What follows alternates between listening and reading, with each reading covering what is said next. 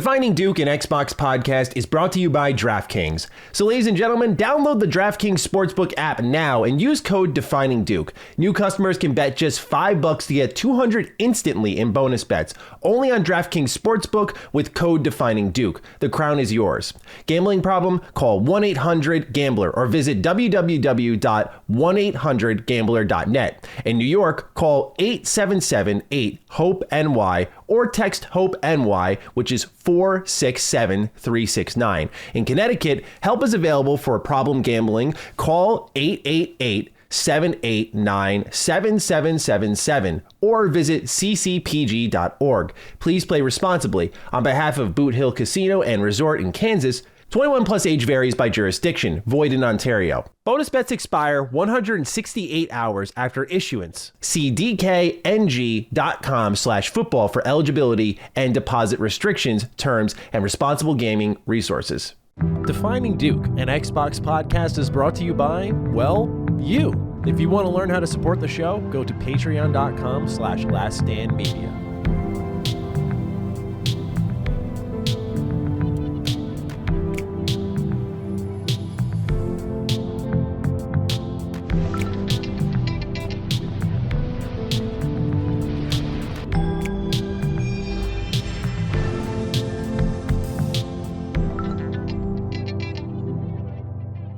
Salutations, everybody. It is Maddie here today, and welcome to episode 158 of Defining Duke, an Xbox podcast. Today, I am joined by, he's going to stay here on Xbox. He's not going to Switch. He's not going to PlayStation. He is loyal. Lord Cognito. How are you today, sir? I'm moving around, man. I'm moving around, you know? Try to stay as loyal as possible. No, I'm doing good, man. I'm doing good. Just taking care of a lot of stuff in the back end. Obviously, we talked offline and just so much foolishness going on in the medical field of prescriptions and getting things moved around. And so I got a new pharmacy, and it's just been a pain. It's been a pain. Yeah. So I'm telling you that. And then other than that, I've been actually enjoying my, I won't call it a complete disconnect to social media, but my minimalist approach. Yes. You know what I'm saying? I've been liking that, and I've been getting things done. I've been getting games finished, and I got things to talk about, man. I'm excited. Looking forward to today. How have you been?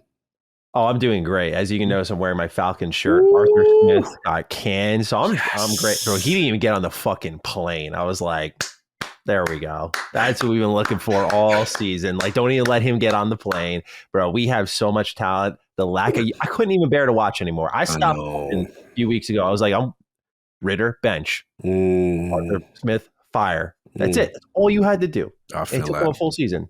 Props to them for giving it a full run, I suppose. But yeah, I'm doing great now. Yeah, like I just feel like I need a QB. Like I feel like the team is for the defense. The Falcons are known for going off the board, so I don't think we're going to draft a QB. I don't think we're going to do it. I don't. And y'all still got the tight end. That's nice. Y'all got the running back that was crazy. Bijan. Yeah, crazy. Like I feel like y'all got pieces. Oh my God, yeah. Yeah, so it's just a matter of defense. We should have been disgusting, especially with our defense this year was so good. Oh my God, just felt like we pissed away a great season, honestly. That's how I felt, man. Hopefully y'all get it together, man. But you're a Niners fan. You're doing great. We're doing all right. We're doing all right. You know, you're looking pretty. You know, I like that. I like that. Yeah, shout out to my boy, man. This was one of those rare seasons where I'm like, yo, could this be all right? All right, it's looking good. Now we just got to stay healthy. But that bye, we needed that week. That was all I cared about. Just getting that 1 week of rest, and now the defense get healthy, and let's make this run. You know what I mean? So, see, this is what sports does to a man, right? Like we're talking like we're there in the locker room. Like, we needed that rest. We got rid of this bad piece of our locker room. We're part of the team, man. We're part of the team, man. Extended fam. Anyway, ladies and gentlemen, welcome to our Xbox podcast, where each and every week we gather to talk about everything happening in gaming. If you want to support us, you can find us over on patreon.com/laststandmedia. Like we just hit our record high of patrons, no doubt powered by Summon Sign, which has been doing extremely well. Absolutely. I was just on this second episode alongside Chris Raygun. Nice. We went for almost 4 hours. We talked about everything from trails to the finals to Elden Ring. I mean, it's a great show. I think a lot of people in the network are going to love it because we have so many console-focused shows. This is a show just about talking about games. I kind of didn't know what it was going to be. Like, I just knew we were doing this show with Brad, for months. Mhm. And then they were like, yeah, it's going to be a gaming focused show. And I'm like, okay, like, what is that going to be? Like, we do what we're playing. But then when I saw the vision come to life, where it's like, yeah, just here's this game you're playing. Let's talk about it in depth. I think it's going to be really refreshing for the audience. Just you get out of the news, get out of the console drama. Like, let's just talk games. So Brad's doing a phenomenal job. First time podcasting with him. And it felt like we had podcasted many times, which is a testament to his talent. So yeah, thank you to everyone supporting us. Again, highest amount of patrons we've had in company history, according to Dustin. So really awesome to see. And Cog, I'm sure people will love to see you on there soon, my friend. I never get a chance to. We've interacted, obviously, behind the scenes, but I got to get on something signed. It's just I'm gonna take care of some of my stuff, medical stuff. But no, we going to do it. You know what I'm saying? We got to get the people what they want. I love to hear that you and Chris was on. I got to catch up to that one, and I'm looking forward to it because it's just like a game focused discussion, and I got stuff to talk about. Yeah, we always talk news, so it's good break for all of us. But I'm excited to see where the show goes. And again, if everyone wants early access to that show, our show, Sacred Symbols, all that fun stuff, Thursdays is when we go live over on Patreon, but you can support us there. Just a couple of bucks. We have not jacked up any of the prices with all the shows that we have added in, which no one else is doing. So shout out to us. Otherwise, you can get us for free on Sundays. We'll see you there. We're just happy to have you here. Yes. All right, we have a write-in, Cog. Only one person really took us to task this week when I was going through the write-ins that I thought we would have something to say about. Austin Savard, I apologize if you're my dogs just howling in the background, by the way.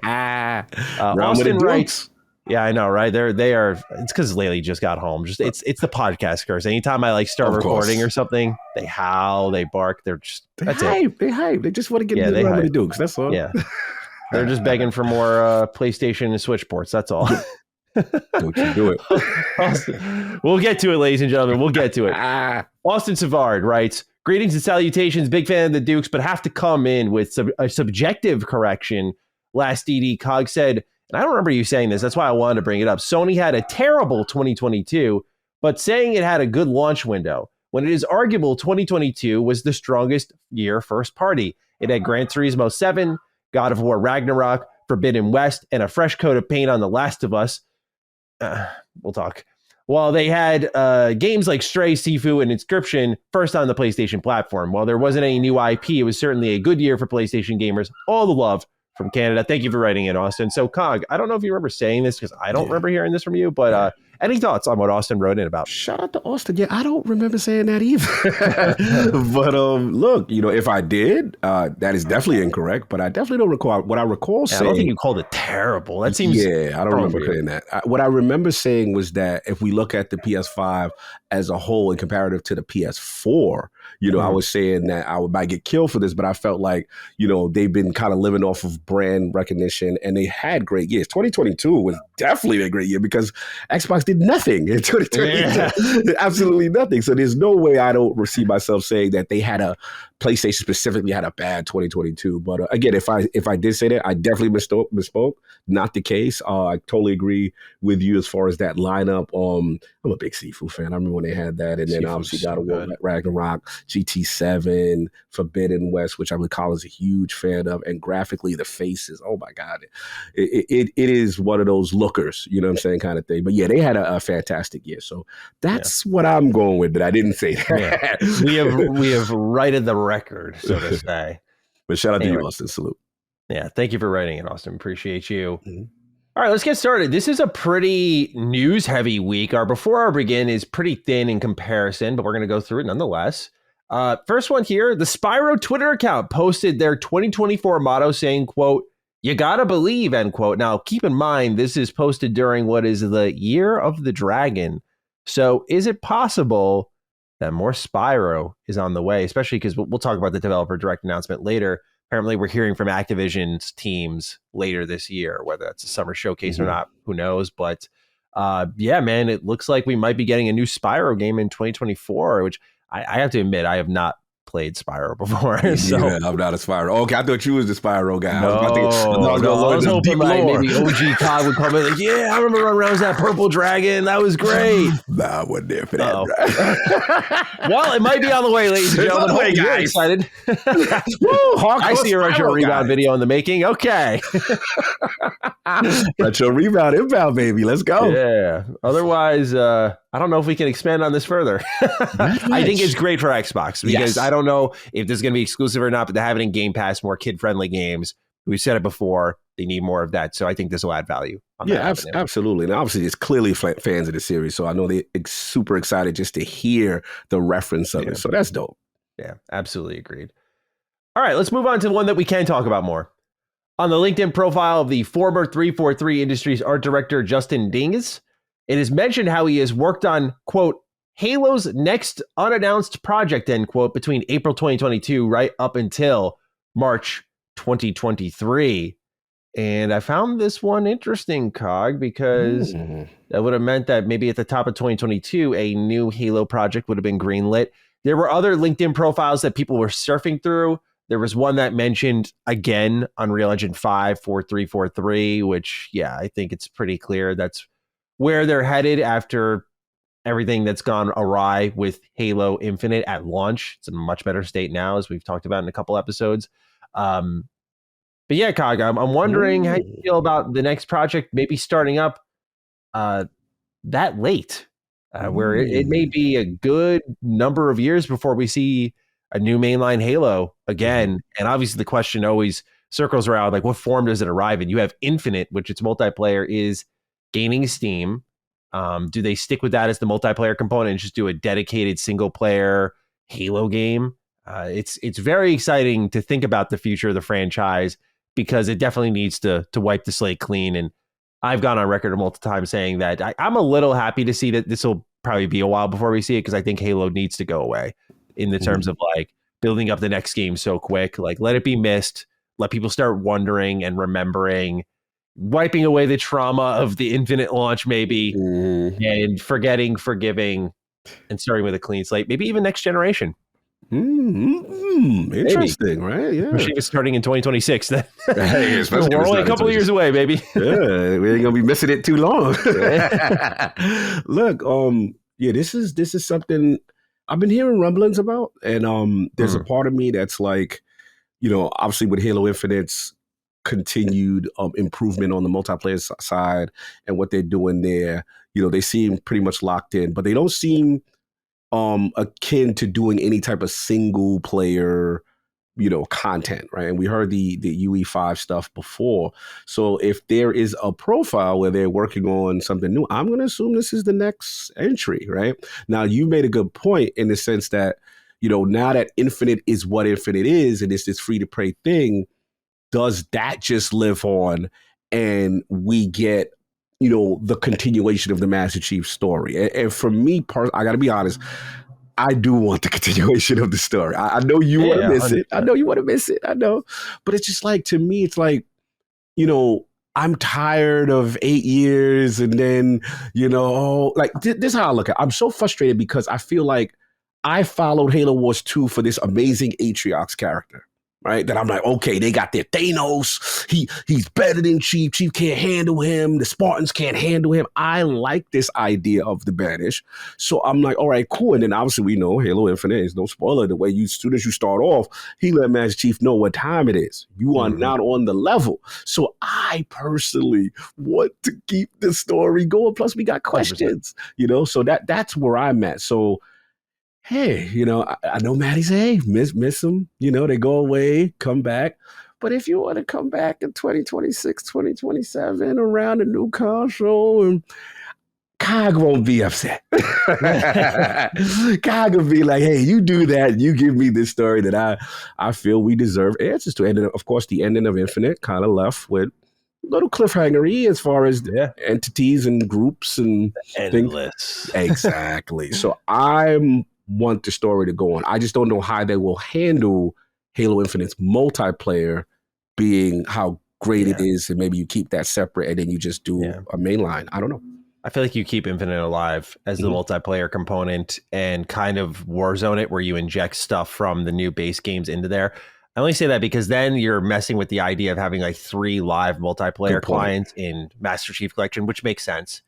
Infinite, and then another one. In this, I think good point. It doesn't work the math doesn't add up to me where it would be sensible. You might as well just use this as an opportunity to inject life into the already existing thing that has the momentum of Forge and has all the content, and just keep adding more to that game.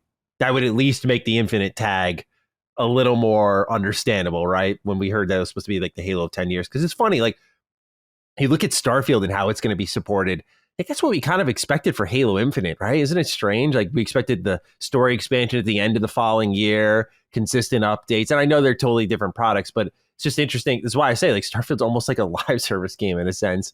And the way that Halo was supported was obviously not what we were looking for. But I am keen to see what they do next, because they're in a bit of a pickle story-wise, I think. Like, it's one of those situations where you feel like you wiped the slate clean, but Infinite was wiping the slate clean in a lot of ways, narratively speaking. And so I imagine they just continue where they left off, but it was that feeling of what was promised was going to be continued much sooner than we expected. So I'm very, very interested to see how they handle things, because it's possible they even just pivot. I don't know. Yeah.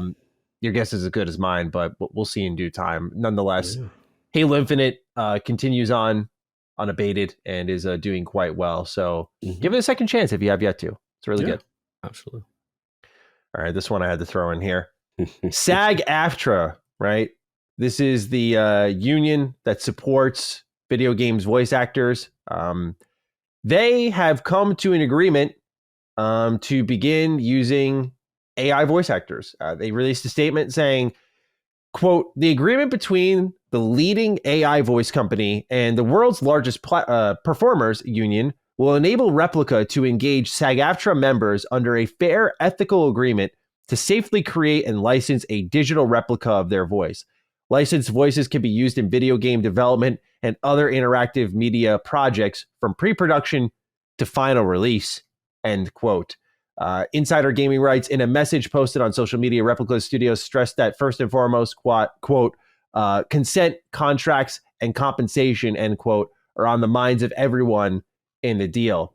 Since then, a lot of voice actors have spoken out. Elias Tofexis, who was Adam Jensen from Deus Ex and Starfield's Sam Coe, wrote, quote, "I would humbly consider myself one of the top voice actors working in games. No one asked me about this. No one reached out for my opinion. From what I'm seeing, no one asked any of my peers either," end quote. Steve Bloom, who we know from 1,000,001 games, Mortal Kombat 1, Diablo 4, Star Wars Jedi, Last of Us Part 2, among so many others, wrote, quote, "Excuse me, with all due respect, you state in the article approved by affected members of the union's voiceover performer community. Nobody in our community approved this that I know of. Games are the bulk of my livelihood and have been for years. Who are you referring to?" End quote. Kellen Goff, who Insider Gaming says voiced characters like in Like a Dragon, Lords of the Fallen, Remnant 2, and Street Fighter 6, wrote, "Livid. You sold us down the river behind our backs again. I'm so sick of you, SAG AFTRA. Time and time again, you screwed over the VO community. I legitimately detest you. Your hold on our industry and how you abuse it. This isn't democratic. This is dictatorship." And many more are sounding off. So yeah, this is one of those things where they went right behind the main actors in our industry's back and have greenlit this. And naturally, that can have massive ramifications on the future of video games now that this is the next step we have taken. It means that as more and more are approved, rates are going to change as a bigger, I guess, content library of voices is created that can match these certain characters. And they may end up being cheaper given the rates that are provided. And there could be a time where a game, at least, I don't want to go all games, but a game is not performed by a human at all. Every character you hear is not human. I think we're a ways away from that. But if SAG AFTRA is involved now, I've looked into this because I have to look into voice acting for my own game. Like they have different offers. I'm not going to act like I'm super well versed in it, by the way, but depending on the budget for your game, they scale. And you get different types of actors for different budgets in your game. So I imagine this would add another notch on the scale effectively. And many developers and publishers are going to leap at this because I undoubtedly imagine it'll be cheaper and it'll save them a ton of money, which is something that obviously when you look, we'll talk about this later too, the inflating budget of video games, all these publishers are going to be looking to slash costs anywhere, no matter the human cost of it. So this is a massive step forward, and one that naturally I don't need to go over my lack of comfort for it, because I do think you lose something in this process. I think you look at the finals as a perfect example of a phenomenal video game that has AI voice acting that you can't really see why it was done other than to save money, which you just wish Embark was very open with about that, because I have yet to see any unique commentary or interactions outside of like updated lines for the holiday season that they did, where, you know, there's a guy who shoots me, he goes, ho, ho, ho. I'm like, oh, okay. Like, you got that in pretty quick. Okay. And that was it. So it's just the start. I don't want to overreact, but I found this to be extremely disappointing, especially because the people who lead the charge had no say in this, where there could have been a balance struck. They say consent, approval, you know, all that stuff matters, but give them an inch, they'll take a mile is how I always live. So yeah, I wouldn't trust it personally, but that's just me being skeptical. Cog, I'm curious to hear your thoughts on this latest news. No, this is damning. This is pretty damning. Obviously, you guys know I'm a person who is very pro tech and not like a fear monger of AI. I'll be honest, but at the same time, you know, I've always been very clear about the ethical concerns and regulation, and the fact that, you know, these voice actors are literally saying, we were not consulted on this. We had no say on this. What are you talking about? Right. And these are what I consider legitimate concerns about, you know, bad actors. Right? These were, you know, that was good. Utilizing this for profit. And look, we get it. It's going to, in my opinion, there were going to be smaller studios and things like that could benefit it. But if if SAG AFTRA is actually supposed to be the voice and fighting on behalf of them, and they had no say in that, oh, this is some serious money exchange going on, in my opinion, at the top, which is something that I'm hoping that they can fight. Because at the end of the day, look, I'm always still pro dev, and I'm always going to be, you know, pro voice actor. I've had many voice actors and actresses that we've interviewed over the years. We just recently, on The Last Word, we had the voice for Eris Morn from Destiny, and you know, it was a subject that I was impressed that she talked about, you know, and this is something that they're concerned. It should be in the contract. So I hope they're able to fight this, because this is what we don't want. What we don't want is this situation where companies and publishers are bullying their way into that to push talent out, right?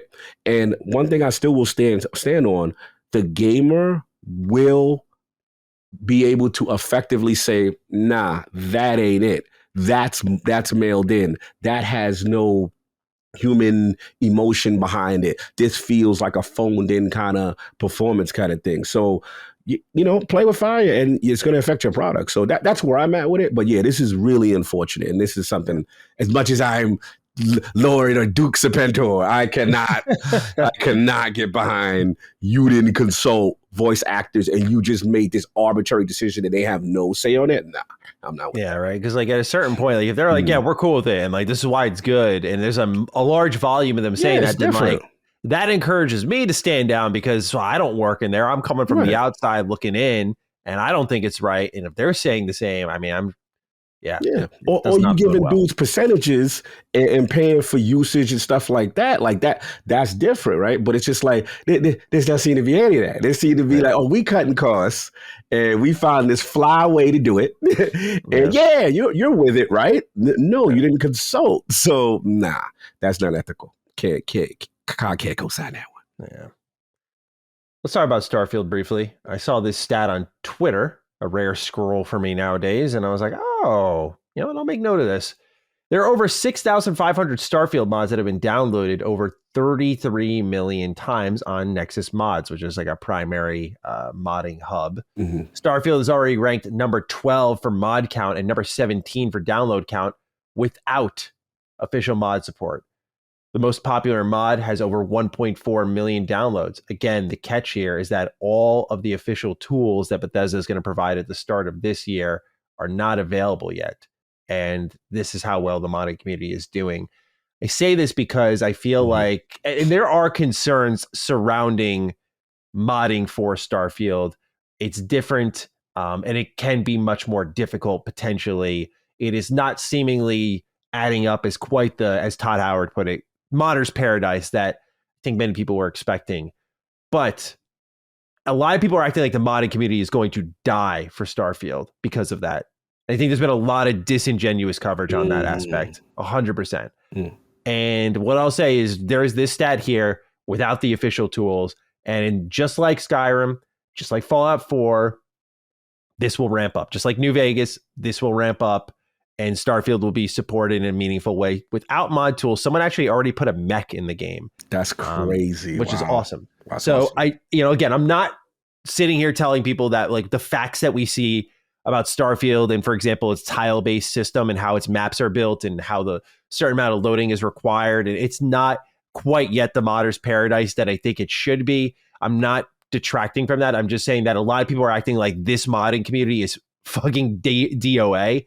And it's the exact opposite. It's the exact opposite. And I say that because we talked about in the past, like the Skyrim Together team, like they were just putting out a statement to their team and the press completely ran with it. And then from that, it was like, well, guess what? Now Starfield's modding community is dead too, just like the game. Don't mean to over defend the title, but I think there has to be a level of accountability to information. And like, if I sound like the nagging asshole constantly, that's less my problem at a certain point if I'm doing my job here. Because again, I see a game that's getting modded to shit and people are telling me it's not going to get modded. Again, there are legitimate concerns surrounding it, but since now with creations being injected, Bethesda will figure that out if there's any problems. Why is that? Because unlike previous modding tools, they're going to make a shit ton of money off of them now. That's why they're going to figure it out. So I'm not trying to give them blind confidence here. I'm just saying that there's already millions of mods and millions of downloads, and it is ranked high on the primary modding website. And I think it will only go up when the official tools are there. We will see. We will monitor. If it ends up not being the case, we will report that here. But I wanted to make sure I injected this into our show. No, any thoughts, Cog? No, thank you for educating me on this. This is, again, I'm so new to the whole mod scene, and obviously it's scary, man. It's scary. Going in there for that first time, sounds scary. Like this is something completely new to me. It's easier nowadays because they have Vortex, which literally you just click download. It handles everything, man. It's much better now. Now, what they used to do was like you had to open specific folders, drag and drop files. It was getting very intimate with your save file because you were like, "I love you, baby," and I might lose you in the process. Here we go. It is much better now. Where if anyone who's listening to this is interested in modding, this was a big change that Nexus made years ago because they went from just, hey, download it or pay for a premium subscription that gives you quicker download speeds to a much more monetized platform, but it's worked out. It is way better now. Mods are able to be installed quicker. I think people are engaging with the platform in a healthier way now. So yeah, if anyone's kind of scared of PC modding, Nexus has done a really good job, in my opinion, making it beginner friendly, where I still kind of suck at modding and I can do it now. So sorry, Cog, please continue. I just wanted to reassure you that if you ever want to do it, you can. No, this is dope. And again, just learning about how there's that fever pitch for it, right? And already before the official tooling and stuff goes out, because that's the thing that I'm excited to see. Once Bethesda kind of gets their hands on it and makes it, available for us, for noobs like me, what are the possibilities, the mechs, the star combat? I'm just so excited. I mean, remember, my excitement is still on high for Shattered Space, but I keep forgetting about the modding community. And I'm like, yo, that's right. Like, this thing's going to have so much life, man. And, I love talking about Starfield. So bring on the news. This is great for me. Yeah, there's a Starfield mods Reddit, and I'm looking right now, just taking a quick scroll. They're making a new weapon from the Alien franchise. Someone's made 32 new ship parts. Oh, damn. 2 new weapons here, a new base mod. I mean, yeah, it's just people are adding meaningful stuff to the game already, which is really exciting. So I can't wait to see what people do when they they get the whole suite of tools there. So I just encourage people to take a deeper dive on Starfield's modding. It will be okay. It will live on, I promise. All right. Not that there was much of a doubt, but you never know. Defining Duke, an Xbox podcast, is brought to you by DraftKings. DraftKings Sportsbook, an official sports betting partner of the NFL playoffs, is bringing you an offer that'll help make the playoffs electrifying. New customers can bet $5 on any game and get $200 instantly in bonus bets. You have a lot of games coming up this weekend. You have the Browns facing the Texans, with the Browns being the favorite in the money line. You also have the Dolphins facing off against the Chiefs, with the Chiefs being a heavy favorite as the Dolphins continue to skid a little bit. And then you even have on Monday the Eagles and the Bucks facing off, which is going to be a pretty tight one, I think. And you have the favorite being the Eagles in the money line. I'll be using DraftKings to bet on the Buffalo Bills. You know, I'm a little bit of a traditionalist in that my dad's a big Bills fan. I want to will this one to existence, so I'm going to roll the dice and see what happens here.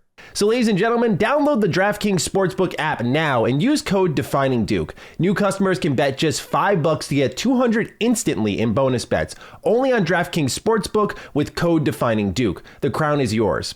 Gambling problem? Call 1-800-GAMBLER or visit www.1800gambler.net. In New York, call 877-8-HOPE-NY or text HOPE-NY, which is 467-369. In Connecticut, help is available for problem gambling. Call 888-789-7777 or visit ccpg.org. Please play responsibly. On behalf of Boot Hill Casino and Resort in Kansas, 21 plus age varies by jurisdiction. Void in Ontario. Bonus bets expire 168 hours after issuance. See dkng.com/football for eligibility and deposit restrictions, terms, and responsible gaming resources.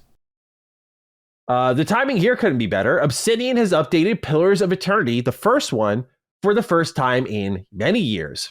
While it's not new content, it is a plethora of vital bug fixes. Now, I actually didn't connect the dots here, Cog. Before the developer direct was announced, I didn't think to myself, like, oh, they're preparing their old game because Avowed is set in the Living Lands, which is where Pillars of Eternity is. Right. You might want to have them look in their Sunday finest, ready for more players to come in and check it out. So yeah, I when this news first broke, I was like, oh, cool. And then they were like, yeah, Avowed will be at the developer direct. I went, oh, so this is why you wanted to update it. So yeah, I hope they do the same with Pillars of Eternity 2, because I think it might have been the Switch version that Obsidian had to abandon. So I guess that's less pressing for Xbox, but I remember there was a game-breaking bug that they just left in the game. I remember Josh Sawyer talking about it, and a lot of people were displeased. But yeah, Cog, Pillars of Eternity is getting fixed, and I guess we'll see come next Thursday if we're going to want to fire this one up or not. Yeah. How do you feel about this game getting a random update now? I mean, there is a big game that apparently is based in that universe that's coming to the Xbox platform. It's highly anticipated potentially this year in Avowed. So quite interesting timing, I think. You know, I think that if they want to sit there and look at some fixes, hey, I'm all for it. But yeah, I've never played Pillars game. So Avowed is going to be something that I'm really excited for. And we'll get into the announcement, stuff like that. But yeah, the timing, definitely very interesting to me. Yes, absolutely. Palworld, the Pokemon game with guns, will enter Gamepass on January 19th, day one. So you can check that out in about a week's time. So yeah, I was actually pretty keen on checking this out because I thought some of the, whatever they're going to call them in this game, I'm imagining they're calling pals, were artistically blatant ripoffs of Pokemon. I mean, like, I am not even kidding, like shameless ripoffs. So I want to check this game out, see what it's all about. So I'm actually very interested, and I'll be giving it a whirl. But will you be checking this one out?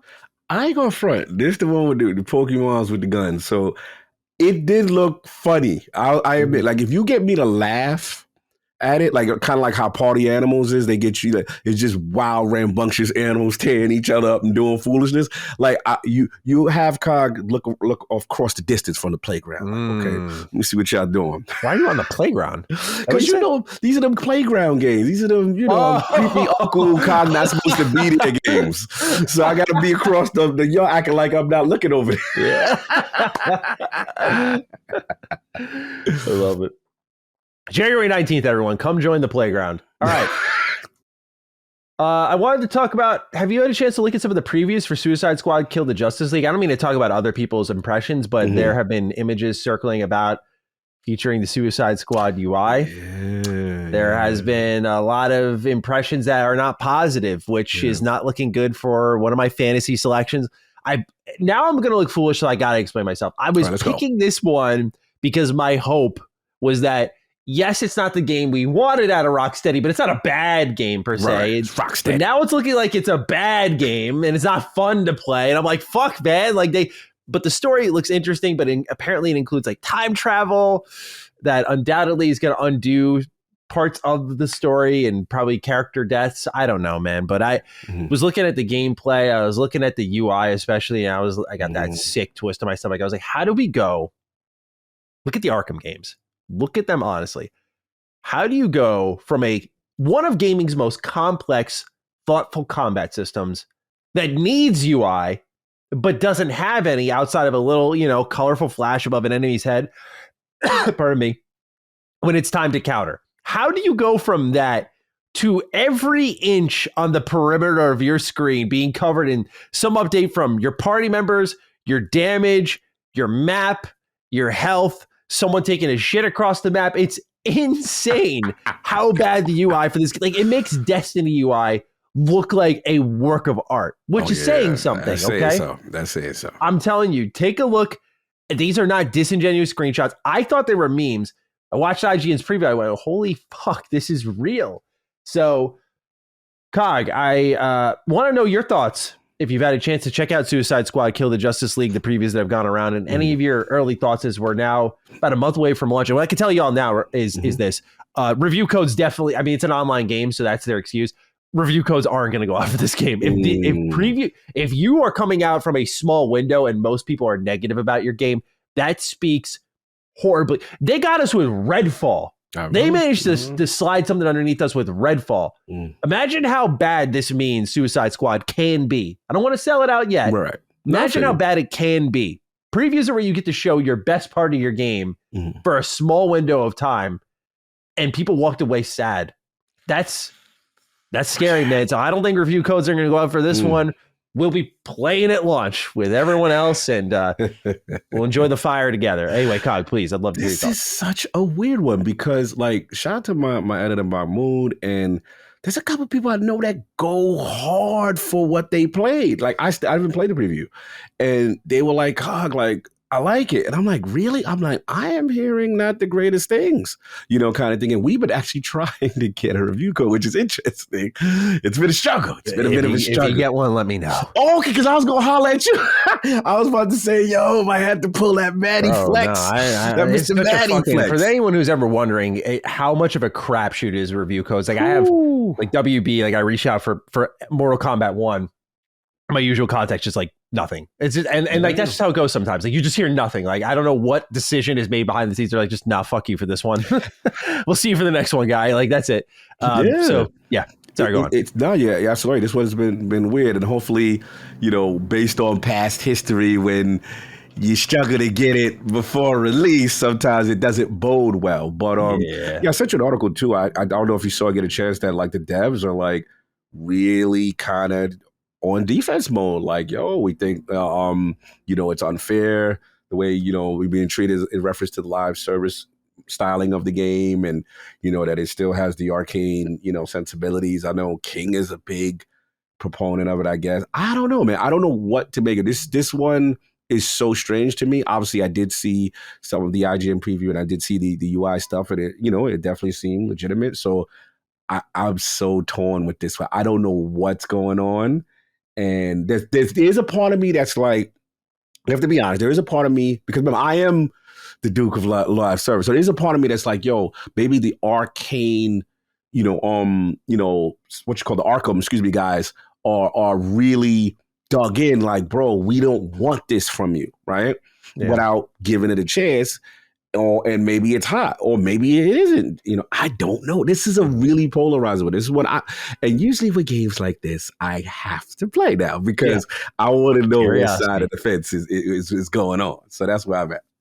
Yeah, I hope the story's good. It's Kevin Conroy's last performance as Batman, and that would be the real twisting of the knife. If this game is awful and the storytelling, which Rocksteady has always had a good grip on, and the presentation looks fantastic in this one, ends up being bad, and this is it. Like, this is the last time we hear from Kevin Conroy. That would be such a sad note to go out on. Would it stain his whole career? No, absolutely not. This guy's phenomenal, but you want him to go out on a high note for sure. He's no longer with us, so... Yeah, and the premise of the game sounded cool, so I'm pulling for it, but we'll see if it's whack, it's whack. I don't know what else to say. All right, let's talk about Baldur's Gate 3. Last week, a story about a Baldur's Gate 3 player on Xbox who was banned for uploading X-rated content from the game to the Xbox network had surfaced. Keep in mind, Xbox, has an automatic upload feature, so this was largely unavoidable for the player. Larian was open about its frustrations with the situation, and since then, Xbox has doubled down on some of its support policies. Quote, to provide clarity on Baldur's Gate 3's mature content enforcement actions, Xbox account suspensions are not automatic. Each clip is reviewed by a moderator, and if found in violation of our safety and content policies, actioned accordingly. Our team evaluates appeals and can reverse suspensions if action was taken in error. This was a first-time offense, for example. We will remove the suspension and let players know why it happened and how to avoid future issues, such as turning off auto-upload when sensitive content is being captured. Since the story has gone live, the suspensions have been reversed, but it also begs the question of why auto-upload is a thing if you're going to penalize people for it. Tatman2, the Rescue, writes in, howdy, DD.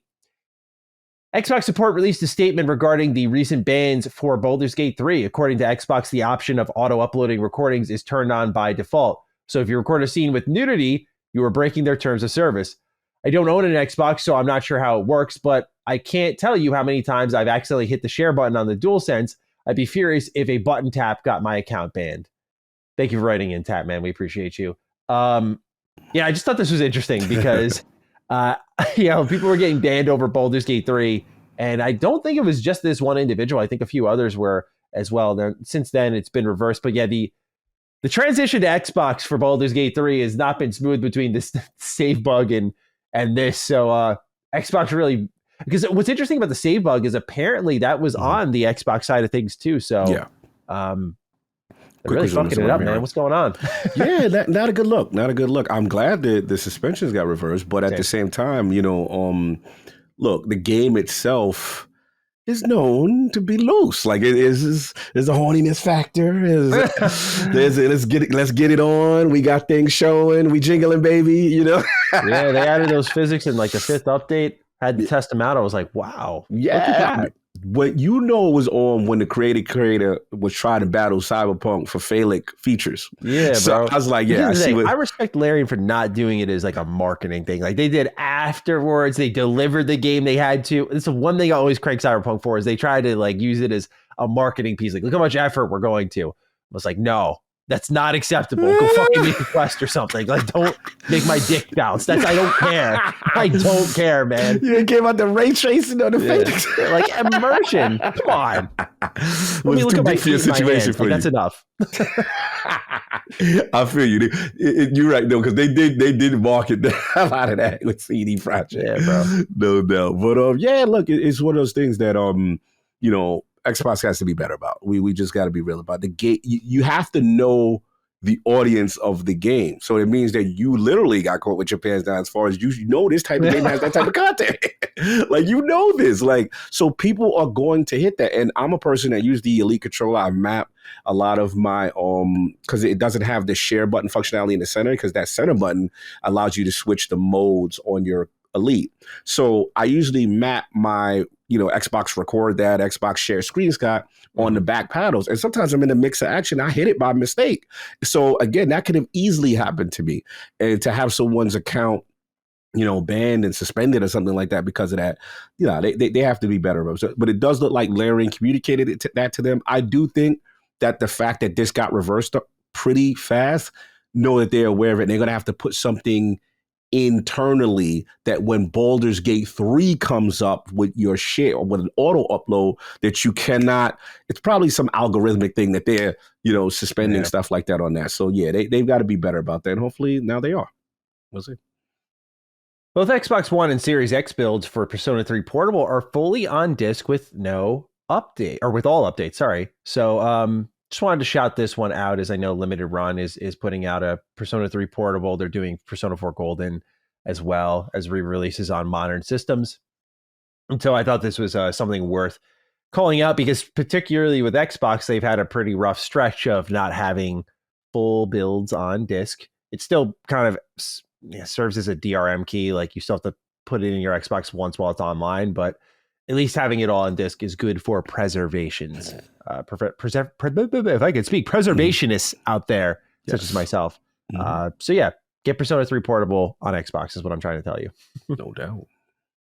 5 million sales for Phantom Liberty, and it has been deemed by CD Projekt Red as a commercial success. So quite the turnaround here for Cyberpunk 2077. Well deserved. My favorite game out of CD Projekt Red personally. And Phantom Liberty was awesome. So it's good to see that in just a short stretch of months, 5 million sales. Really good stuff here. Yeah. Shout out to the team, man. Shout out to Idris Elba in the tune. You want to talk about a failure of a boycott? Hogwarts Legacy sold over 22 million copies in 2023. 22 million. Holy hell, man. Damn, imagine that. I wish I knew the song to Hogwarts. I'd hum that. This got to be one, like just give up boycotting at this point. This has to be like one of the biggest statements. Yeah, right. The people said, look, this is a Harry Potter game. We're happy to play it. And 22, this was never on Game Pass or Humble Bundle. 22 million people ponied up. That says something. That is a statement type level of sales right there. This was one of the first times I've ever seen COD like beaten, right? Wasn't this like number one for the year as far as like year to date and stuff like that, bro? That is insane. Like, yeah, you got to give it up. That's why, again, we as gamers and this goes out to gamers, this goes out to media and stuff like that. We can't get caught up with the emotionality of not liking something or trying to make a statement, because the people have spoken. That this is a tremendous accomplishment, tremendous commercial success. Yeah. If you want to learn more, head to thatwizardgame.com. Oof. All right. Unity has said it's cutting a whopping 25% of its workforce, or roughly 1,800 employees, in a company reset. I'm not trying to make a little of this, but it was to be expected after such an aggressive monetary driven move in the runtime fee they were trying to apply. We knew they had to be bleeding money a ton somewhere. I think you had said as much from Peter Moore, right? Yeah. He said they were not doing well, and this was during the heart of it. This was before, I believe, what's the gentleman's name? Riccatello had stepped down, which I knew he was close with, so I knew it was a controversial thing, but I had to ask him because I'm just like, look, the feedback has not been good. But he definitely led me to believe that, they were not, they were bleeding money. The reason why these things happen is because they needed to make that pivot. But yeah, you see what's going on now. Now we got work first cut. Man, this is very unfortunate. And, my thing is, I don't want to see them go away, because I don't want Unreal to be the only, shop in town, so to speak. You do want that competition from it. But yeah, this is really bad. And especially coming off a year where gaming is supposed to be doing so well, right? And we're supposed to be having all this, and then to see these type of employee layoffs is very, very unfortunate. And that's still a part of the industry that I struggle with, Yeah. 100%. So yeah, quarter of their work staff is getting laid off, and that's quite a lot. So we'll see how Unity continues to adjust, and we'll cover them when we get more updates. Last one here, and we'll talk about what games are playing. Final Fantasy XIV passes 30 million players. We have Aqua Mirage writing in. Happy New Year, Dukes. Thank you, Aqua. Happy New Year to you. Starting the year strong with huge Xbox release news, with the recent announcement that the Xbox beta for Final Fantasy XIV will be launching on or near February 21st, and the new Dawn Trail expansion is launching summer 2024 on PC, PS, and Xbox. Is there any excitement for either of you or those in your gaming circle for this game on Xbox? What are your thoughts on the first big Xbox announcement of 2024? Thank you for writing in, Aqua. We appreciate you. Cog, this is that I think is going to do numbers for Xbox. There's a lot of anticipation surrounding this. Final Fantasy 14 continues to roll, and I think that anytime there's a massive expansion that comes around, like it's like a seminal moment, like a huge deal. And so I'm really excited to see Xbox fans get involved, especially because so much of the game up until I think they're giving away the base game and 2 expansions now worth of just free content. Like you do not have to pay a subscription fee for hundreds of hours now, which is crazy to think about. Given that Square Enix has had a lot of flops over the years, for them to kind of just give away their strongest performer, I'd say, is awesome. So yeah, this game continues to do well. Insane turnaround from where it first launched at to where it is now.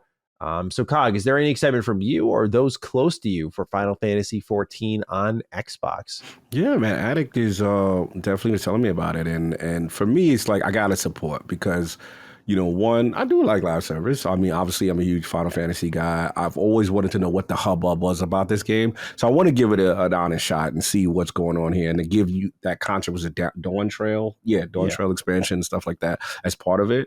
Hey, I'm diving just to see what's going on, to see what's the, you know, if it's something that's going to stick or not, you know, kind of thing. My thing is just like, I've always been a fan of the universe. So, yeah, I have to at least see what it's about. What about you? Are you a Final Fantasy, 14 guy? Or are you? I gave it a shot. The base game, I think, is really bad. I don't enjoy it at all. But I heard the expansions are where things pick up.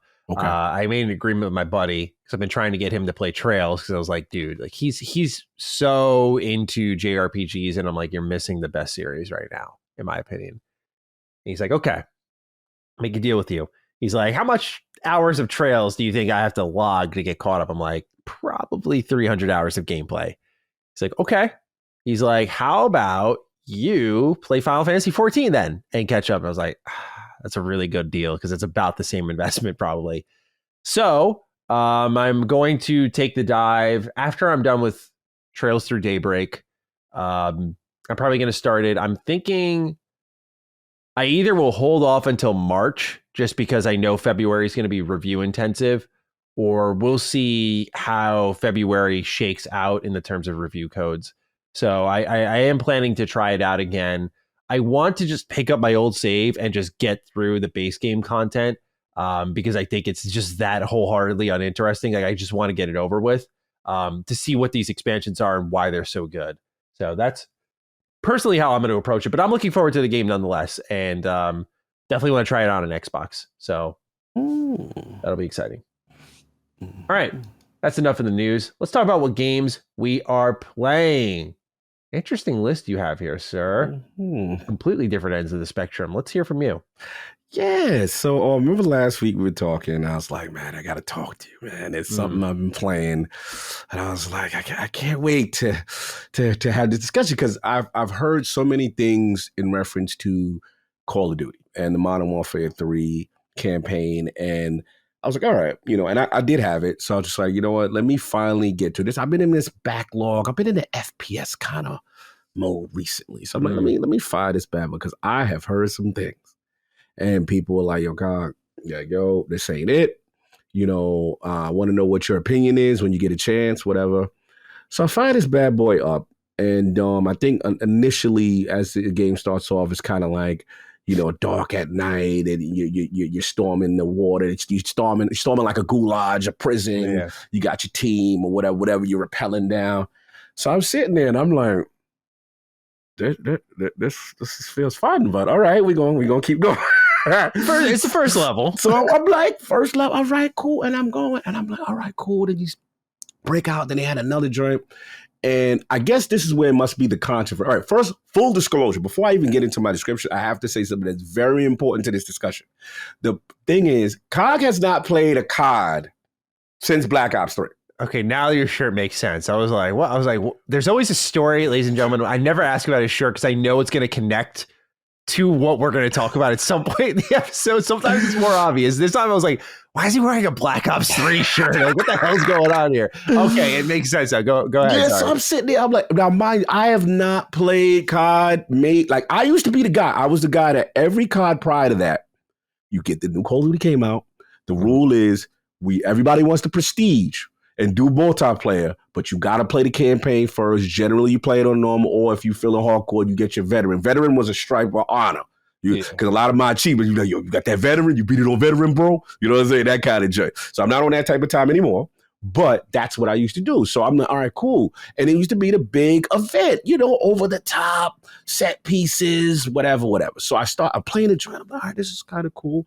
I get to the part where it's the open mission thing. So you with the chick, and this is very stealth based. And they're like, yo, you got to stop these cargo. You can approach the base that, from whatever thing you want to do. Now, that part, I do feel the objectives, they're trying not to be overt with them. But I did struggle, like, okay, what am I supposed to be blowing up? What am I supposed to be doing? So it took me a little bit of a time for the adjustment to get used to the missions. But I'm playing, I'm like, this is kind of fun, though. So I'm like, all right, cool. So I go on, and then, bro, like, call me crazy. I had a blast with this game. Like, I am sitting there, Maddie, fix your face. I don't know what y'all talking about. I'm sitting there. I listen to you. I listen to Red. I listen to everybody tell me this is the worst game. People were like, this is the absolute dog fire trash. Like, what are they doing? I'm sitting there. Bro, there was a board where you was in the stadium, right? And first of all, Makarov, the Russian dude, is back. And he out here, the way they set him up, I'm sitting there, I'm like, yo, this is fine. This guy's relentless. You break him out of jail, you do the joint. Then they had a thing where you was a stadium. They had people posing as police in the stadium, killing civilians. Civilians are running at you. The minute you kill anybody by mistake, mission over. I was like, oh, this is crazy. Then you get him, you got to bust him out. Then there was they got the stealth missions. They got the missions where it was kind of like an open field. You use the RV joint, I mean the recon joint. You targeting people, and then you got to try to figure out a way to get into a base. I thought that was fire. They had a joint that was you start off with one of the guys named Gaz. You're in like this apartment complex. You got to keep working yourself all the way up to the top. That was fire. I'm sitting there like, what is whack about this game? Now, granted, if you want to say, COG, you have not played Call of Duty, these are reused assets. Fair. I didn't know that. I mean, if they reusing that, and if you want to say comparatively, COG, compared to other joints, this was more of a cash. Fair. But to say this game is a 4 or a 3, nah. This game is fire, bro. Like this, I'm literally telling y'all. I can't fucking take it. Let's go. Let's fight. We're gonna have a fight today. No, keep going. Because I'm sitting there, I'm like, what is everybody talking about? Like, yo, they had a joint where I know Maddie's losing it with me, right? He's done with Defy Duke's over. So they had a joint where they literally blackmailed a kind of foreign group and say, yo, y'all terrorists, you did this, you jumped on this airport, you strapped the bomb to your back, and to take it was very controversial in the way they handled it. And I thought that was kind of real, like the way they set that up. Like, again, nighttime missions, the joint with the plane, after that mission, a plane crash, you have to go find the data. Look, to me, as a person who likes the set pieces, the different biomes, there was a joint in like a snow biome where the fog, the line of view was very obstructed. You had to try to find snipers and things of that nature. The different weapon variety, I'm sitting there, I'm having a blast. Now, the only negative I would say is when I end it, they do something where I feel it wasn't a fair payoff to the guy that you're trying to, kill, right? The guy you're trying to get. Like, they kind of do something. I'm like, all right, you could have paid that off better. But there was an emotional moment. And the last thing I want to say is the AAA voice acting, the guys that they have for, I don't know if you ever watched a show called 24. There's a guy named, yeah. Remember, they got Agent Pierce, bro. The nobility dude, the dude that's supposed to be the noble right-hand man of Jack Bauer. He out here shiesty as hell. And I'm like, oh, this is great. What a great twist. I know that actor. Like, again, Maddie, this is coming from a guy who has not played Call of Duty in a while, so I'll give you that. But I'm literally having so much fun. And I'm like, at minimum, this game is a 7, like a 4. Like that means this is the worst thing ever. Nah, I can't do it. I can't. Right. I got it something. So I'm gonna let you comment now because I know you feel completely on the opposite. But this game is not the worst game I've ever played. I can't do that to this game. I really had a ball. I really liked it. Beat the whole joint and I'm in on Call of Duty again. I'm like, all right, put it this way. You're true to yourself, no matter what. I'm glad. This is my last thing. If this is the worst Call of Duty ever made, in 1 year time, and Sledgehammer, whoever did this, who did Sledgehammer? Who's the guys? Sledgehammer, yep. COG is in. COG is in. I want more. If this was your worst, bro, I am in. I'm in every year now. Bro, I'm in. So that's it. I had to get my rant off. Sure. I've been holding this. I don't know what anybody talk about. That is not a 4, y'all. I am sorry. It's not a 4. I am done. I'm ready for your rebuttal. This is okay. So I was just like, you know what? I won't even talk about the game. I'll call this. This is what, ladies and gentlemen, what you have just listened to from Lord Cognito is what I have been talking about with the Redfall effect.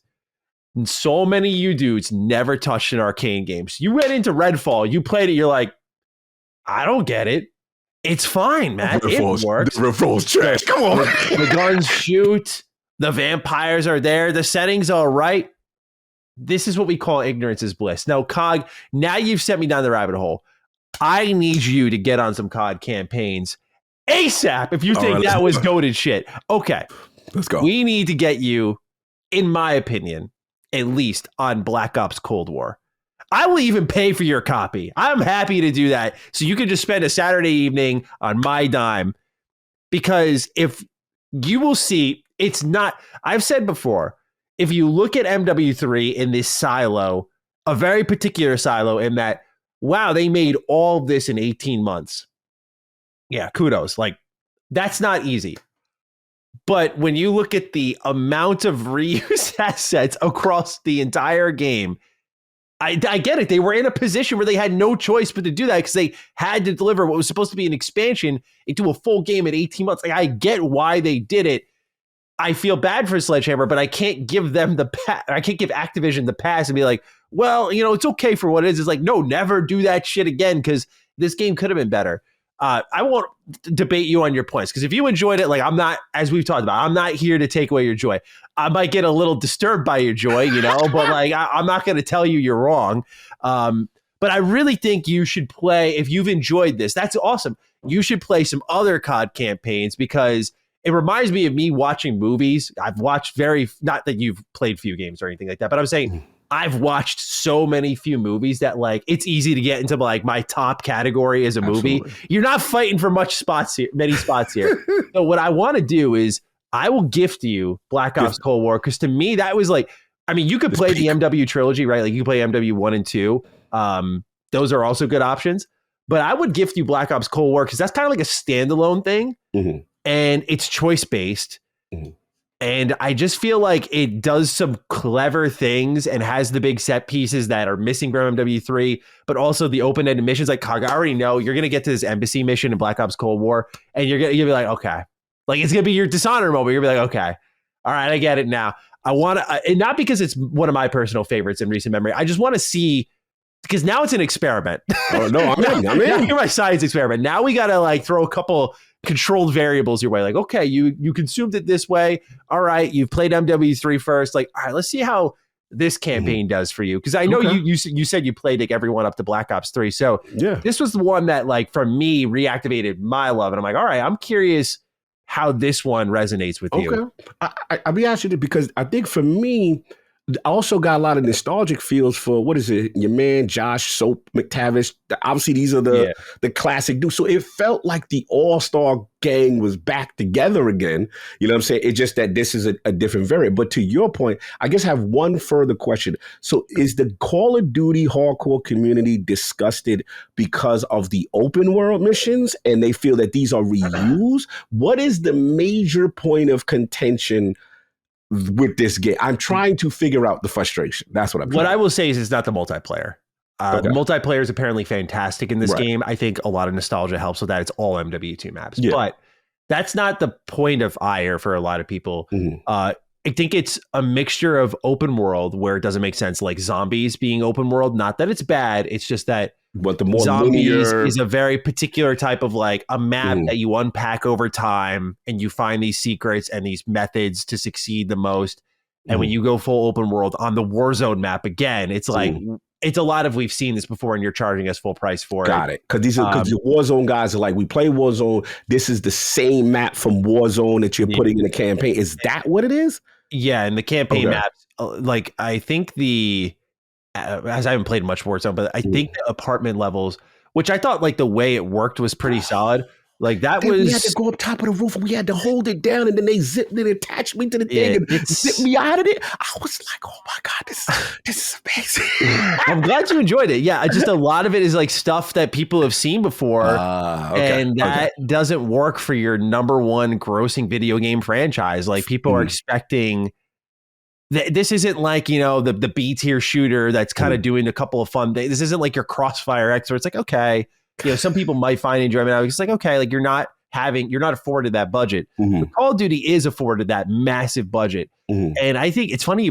I was surprised to hear you said it was a looker because like, did you mention that? You thought it was? I thought it, bro, when you go up, you storm the other joint on the beach where you gotta storm this chick's private villa to find out where the money finance. I'm like, yo, they got mad break. Look at the cars in the garage. Look at the villa. They got the beach, the beds out there on the beach. To hear you say that because it's a beautiful game. Beautiful. I took some of the visual detail was kind of missing in this one. Like the apartment level is like one of the examples I noticed where I was like looking out around the world. I was like, this looks for Call of Duty. Which is usually like I think a graphical showcase. I was like, this looks kind of, like it's not bad. Call of Duty's never really, in my opinion, looked bad. It's again just like that very cut below the expectations. Dude, I thought like to me, what also is considers like a classic Call of Duty campaign that I used to play was there's always that mission too where it's like.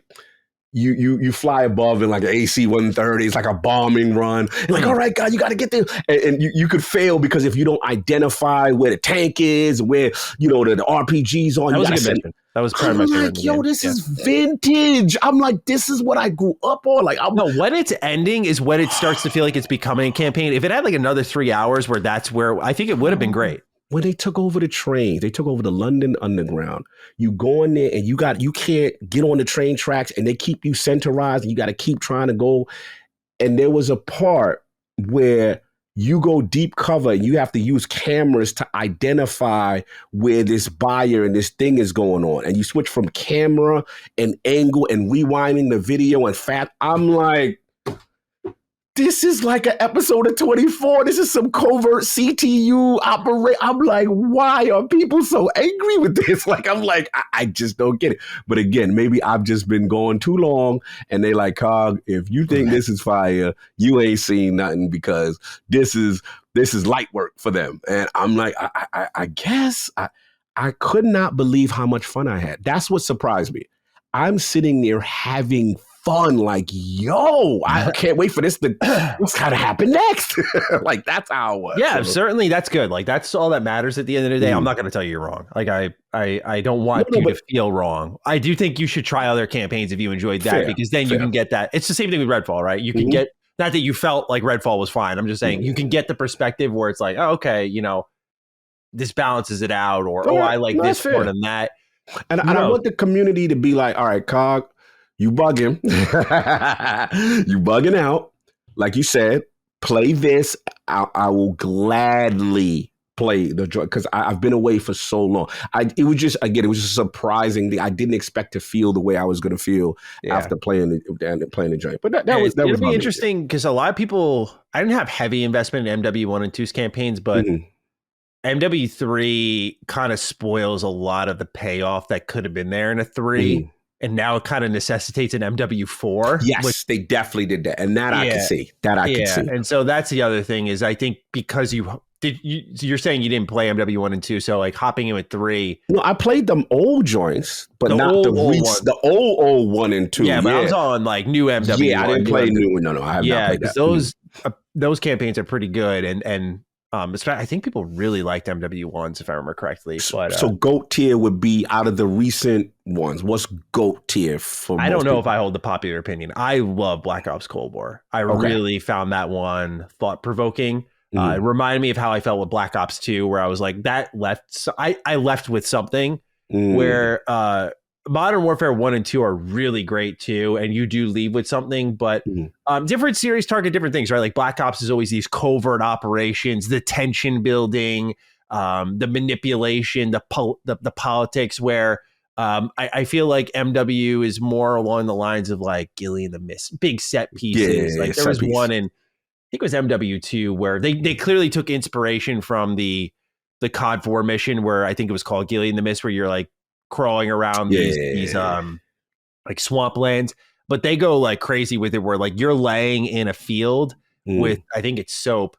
and you'll see like a whole platoon of soldiers and then tanks rolling over you. Like it's not just an occasional soldiers. Like they managed to take those inspirations, elevate them. And I think that's one of the big problems for many people with MW3 was like, they try to have their no Russian moment. It's very forced. Got it. Okay, like they're trying to manufacture this hatred for Makarov without providing like sustainable reasoning beyond like, bad guy. It's like, I guess. Like I just, if it were an expansion, I think people would have. It's all about framing too. If this was a $20, $30 expansion, I think people would have been maybe a little more okay with this approach. And hopefully, Activision and Xbox do learn from that. But if you had fun with it, I mean, you're not the only one. There were a lot of people who were like, it's not that bad or anything along those lines, or I had fun with it.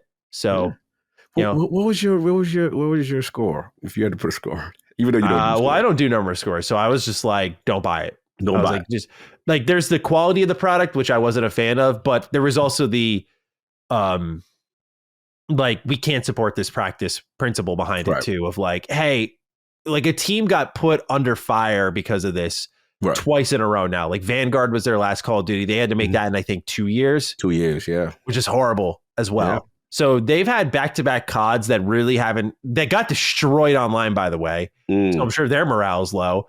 And I can't even say it's Sledgehammer's fault because they never really had a chance to get a full swing at a proper game and like really make something in that 3-year window that the other teams have been afforded. I feel that. So they've been lashed and forced into the salt mines. Yeah. So like they are the recipients of the Microsoft benevolence package. They were happy that this deal got done. Yeah. They might benefit from it, right? Hopefully they do. Sledgehammer, COG loves you if nobody don't know you. I thought you did a good job. That's just me. But I'm going to learn now. I'm going to go in the crazy. You send me the joint, what it is, and I'm going to play the classic joints to give the Call of Duty community their fair shake on this. And then the other game I was playing, obviously I'm still playing Tactica.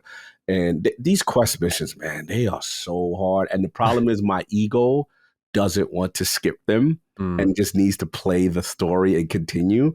But like some of these, you have to beat, you know, certain things on one turn. And I'm just like, damn, Persona, like this is really difficult. So I gotta let my ego go and just continue the story. Stop trying to beat every quest thing because they are extremely challenging. But I'm still sticking with it though. Yeah, I'm still sticking with it. I'm still liking it. Cool. I still like my little triple threat moves. I still like my little fusion, my little persona and stuff like that. Do you have a favorite character in the game? I'm just curious. Yeah, I like the chick. I like the I forget her name now. The new one? Yeah, the new one. She's got like whatever. She hasn't got her persona yet, but yeah, like she's really cool, and you're learning about obviously this reality that you're in where this ruler that she's been facing, basically she wants to be down with the Phantom Thieves, you want to be down with her resistance team kind of thing. So I thought it's fun. Again, they talk way too much, but other than that, it's a cool little spinoff, and I still gonna stick with it. But I gotta hurry up because this month is crazy for me. It's, obviously, we know Tekken is this month, and then Like a Dragon, man, very close. So I got to get going, but I got sidetracked with these first person games, Call of Duty 1 and the other one I'll talk about later. Got you. Yeah, I'm in the same boat actually. I've been really pacing myself through Trails Through Daybreak, and like I'm only at 25 hours in. Like I've just been taking a piece at a time. I don't want to rush it now, but I looked at the clock yesterday. I was like, okay, it's the 9th, and a lot of games are coming out at the end of this month. I should get. I don't know how long this game is because my friend knows, and he knows how many chapters are and everything. He's like, "Do you want me to tell you?" I was like, normally I like to know, but I was like, not this one. I was like, I'm really enjoying it. I don't want to suddenly feel pressure, but now it's like more self pressure. Like, okay, I don't want to end up having to drop this to do my job. I have the unique opportunity to kind of go through this at my pace. I just need to speed it up a bit. So I've been playing more Trails Through Daybreak and really, really enjoying it. Nothing new really to say, as I've already gone on about it last week on Duke, and I talked about it a lot in Summon Sign, but this is a fantastic JRPG, and I don't want to say it's one of my favorites yet because I want to finish it, but it's on the road to being. Parker Petrov actually wrote in saying, "Hey, Maddie and Kage, I have a correction from last week's episode. During the What We're Playing section, Maddie was talking about his Trails journey and stated no one cares. I would like to state that there are dozens of us who do care about Trails and your journey going through the Trails universe. Separately, can you please talk more about the quality of the translation mod and how difficult it is setting it up? Thank you for writing in, Parker. Thank you for caring about my Trails journey. I appreciate it. I need all the support I can get." So the quality of the translation mod I've found to be good. Like, this game's fucking hilarious, by the way. Like, there are moments Van Arkride, who is the main protagonist, says some wild shit. He is such a breath of fresh air. Again, I gotta say, like, in this day and age with how JRPG protagonists are always like, "Oh, well, my bad," and they itch their head. Yeah, they do the itch head. I just happen to be the hero of this story, you know? And he's like, "I don't give a fuck, bro. Like, he's like, that's too bad. Figure it out." Like, he's got that kind of energy. He's so refreshing. So the quality translation for me, it's working. I'm laughing. I'm having a good time. I'm dialing in when I feel like the story's called my attention. As for setting it up, it is dragging and dropping a file and then changing your language. So really easy. Trails community has a bunch of walkthroughs online, so that's how I did it. You can check it out that way if you'd like, but really, really easy. And again, you still have to buy the game. Like, go buy Trails of Daybreak on Steam like I did. It's just the JP version, and this mod puts it in English. And it's by, I believe, one of the popular Trails modding teams that help translate other Trails games, like Zero. Zero was one that was, I think, before it was localized by NISA. This team had done that as well. So yeah, it's not too difficult to set up, but it's great. Please do check it out because this game is wrapping up or ending up being one of my favorites in the series. I know you go hard for it, man. I respect it. Yeah, gameplay is just so much fun. So much fun. The build crafting is still great. It kind of harkens back to the Trails in the Sky days too, which is nice. Like, it's like usually in Trails, you know, you get these bigger spells and they're more useful than the older ones, but like the older ones are still kind of like your fire bolts, still kind of useful. Even I'm 25 hours in the game, I'm like, I can still rip one of these and it's really helpful. So it's awesome. Really awesome game. What I really wanted to spend more time talking about, because it's one I've reviewed by this time the episode goes live, is Prince of Persia: The Lost Crown. So this is a 2D Metroidvania game from Ubisoft, and they haven't put out a Prince of Persia game in like 14 years. It's been a while. And it's been even longer since the Sands of Time trilogy, and even longer since we've seen a 2D Prince of Persia game, dating back to, I think, the 80s. I think 86 was the first Prince of Persia game we got. And Prince of Persia entered 3D in 1999. So yeah, Lost Crown is a game I have been playing. It's about 20 hours long, and which is way longer than I was expecting it to be. I'm impressed. This is really good. This is a really good game, and shows that there is life at Ubisoft beyond their open worlds. I have a complaint. I'll get into it, but really, I just gotta say hats off. Like, I think they nailed it, especially when you look at how the reception of the announcement was taken and the quality of the product that's there. I think people should give this game a second look if you were originally closed off to this idea. Sargon is a really interesting MC. The story is also captivating because you had this Prince Hassan. He gets abducted by one of the Immortals, which is a group that Sargon is a part of. You go to this place called Mount Kaf, and it's there that time is, the passage of time is altered drastically. So in the opening moments of the story, I'll go in, I'll fight a boss, I'll come out, I'll meet one of the Immortals that are like, Sargon, where have you been? And you go like, dude, it was just a couple minutes. He's like, it's been years. I'm like, what? It's like a one-time thing. I'm like, all right. And then there are people who's like, it's been 30 years.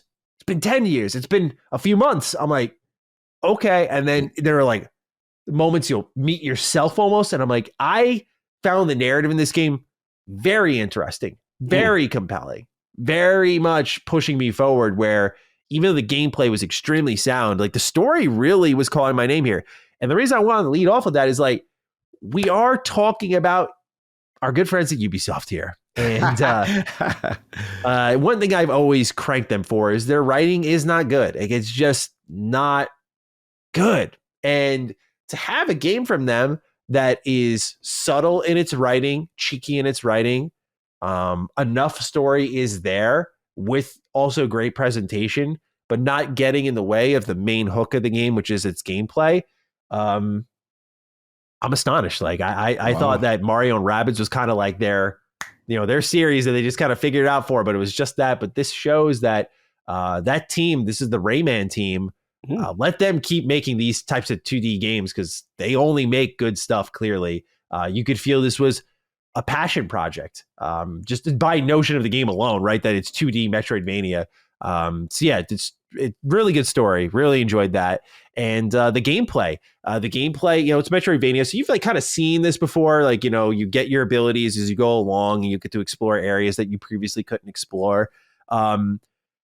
It's all really mechanically sound. The platforming is extremely satisfying. You'll zip around, you'll manipulate time, create clones of yourself, get like really crafty, really creative, reach collectibles, upgrades, unlocks. It's not a gear system or anything. You just unlock what you are or upgrade what you already have in meaningful ways, which I think is more impactful to the player. And then there's the balancing, which I was looking through the patch notes that they're planning for when the game comes out. It may not impact people, but I wanted to document it anyway, is that right now the damage output for Sargon is not good. Like, I'll fight a weak common enemy with upgraded weapons, by the way. Okay. And I will have to hit them like 8 times to kill them, which is 2 full combos if I have an amulet upgrade. Just not good feeling, because this game is punishing. And that is part of the allure of Lost Crown. Is it's really nice having that tension of like, where's my next save point? I'm out of potions. Very Souls-like almost, that emotion you experience of like, damn, I'm out of potions and I hope I don't run. Oh God, that's an enemy. I gotta get my A game on here. Yeah, perfect. But the way it's done is like enemies do a ton of damage to you, but your output sucks. And I just feel like because the mechanics are so good, they could go for a more skill-oriented difficulty of like, hey, if you're good at the game, you might not have a problem with it. But instead what they opt for is like, you can be good at the game, but we're going to make you extremely weak, at least in the state I played it in, which they may be adjusting because it said they're going to change the damage output for Sargon. Oh, okay. Where, like I felt they were trying to make it difficult by making me weak, even though I was doing fine. Where as the enemies crowd the screen and as you get a ton of them swinging at you, you're going to get hit, and it's only a couple of hits and you're out of health. You only have a couple of health potions. And then you die. And then if you don't find one of those spawn points, oh God, you got to run back through all the platforming challenges, through all the combat sections.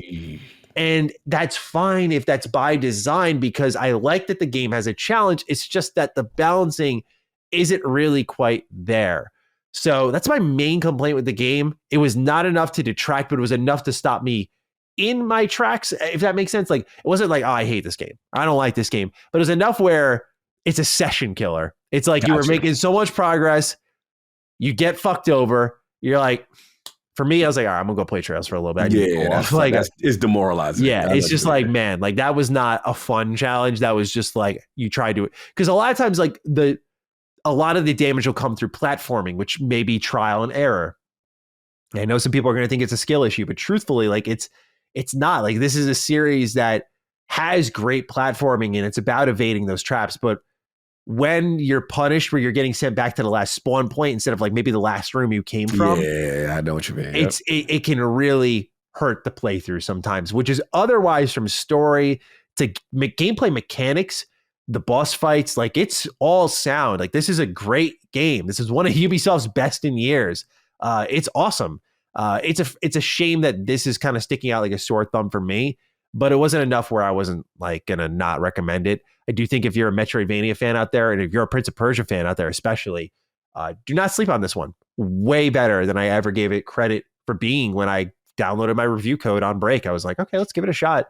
And yeah, really good stuff. And I played it on Switch, which was which is cool. It was 60 FPS both in docked and handheld. Yeah, and it looked decent. Like the art style was good enough where like I didn't notice the drop off in texture quality. So really good game. Really good game. Nice. That's good to hear, man. Very, very positive. I've been playing that game from way back, so it's good to hear the new joint, at least that. Minus the little checkpoint thing. I can see. Yeah, it's not the end of the world, but it's something that people should just be aware of challenge-wise. But yeah, it's cool to see where the series has come from to where it is today. Dope. All right, those are the games that we are playing. Mm-hmm. Let's go ahead and get a couple warm-up questions under our belt, and then we'll talk about this week's heavy-hitting news. So who we have here is CT Fire, who I have to start writing timestamps because I forgot to do that during the episode. So I am going to start it now, and then I got to go back after this recording and start writing them again. He writes, "Hi guys, this weekend there were rumors about exclusive Xbox games coming to Nintendo and or PlayStation, which we'll talk about in our main news lineup. Don't worry. On Tuesday, Xbox announced the date and content of their next developer direct. On X, some Xbox fans went from hating Xbox to loving them the next day. What do you guys think about the reaction to some of Xbox fans or from Xbox fans about currently unsubstantiated rumors to official information from Xbox? To me, the official information should be taken more seriously than rumors, and Xbox fans should wait for evidence before believing the rumors. Thanks for the great content and have a serious case of whiplash kind of day." I wanted to talk about this first so that we can really just get into the thick of like, games from Xbox going to other platforms and focus on that more. So I wanted to kind of get into the conversation leading into it and the reaction of like unofficial versus official information and how you in particular feel about this, Cog, because, when the official word came out, it was like, we're back. But it was so much doom and gloom online the moment this news started breaking out that games were leaving Xbox for PlayStation or Switch. So what do you make of the reaction from the Xbox community before and after the news? And obviously, as we record this, still pending some sort of official announcement of games leaving Xbox. Yeah. I mean, look, I definitely understand what CT Fire is talking about in reference to, rumors versus official statements. And of course, official statements take precedence. We know that, right? We don't want to jump out the window, right? With certain things. But at the same time, being in the Xbox community, we do know there are certain names, there are certain people that when we get sourcing, we tend to take that a little bit more seriously than we do anybody else versus, Twitter user X with a wild avatar, you know what I'm saying, or a picture or stuff like that. So I think that's what that is.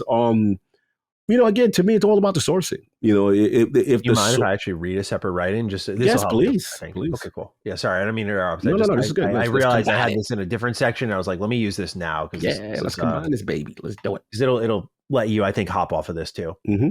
KBR Sports writes, "Hey Dukes, this week's news cycle based around the rumors has shown me one thing: we need a better accountability system for gaming content creators and journalists.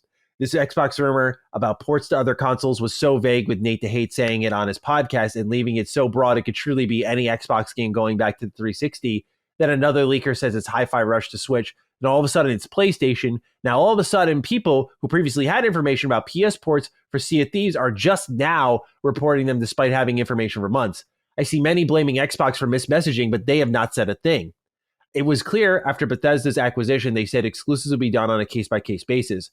It's weird to see such a low self-esteem fan base that needs constant affirmation from a company that Xbox fans. Xbox needs to address every rumor. It just feels like that opens up Pandora's box when truly we should be holding creators/journalists accountable for the things they get right and wrong, which all leakers involved in these rumors have a track record of both. Thank you for taking the time to read my write-in. What say you? Thank you, KBR. Appreciate you. Cog, please continue with all of that line now. No, great follow-up question. Look, I get it, and this is where I think we discussed a little bit of this with our opinion. King that's his point. He's like, look, I'm not really believing anything nobody talking about from any, whatever. And that's fine. All I would say is I always look at the sourcing on who it is and the track record, right? There's certain people that when they come up with a report or source, there tends to be weight to it. I don't know Nate the Hate. I'm gonna be brutally honest.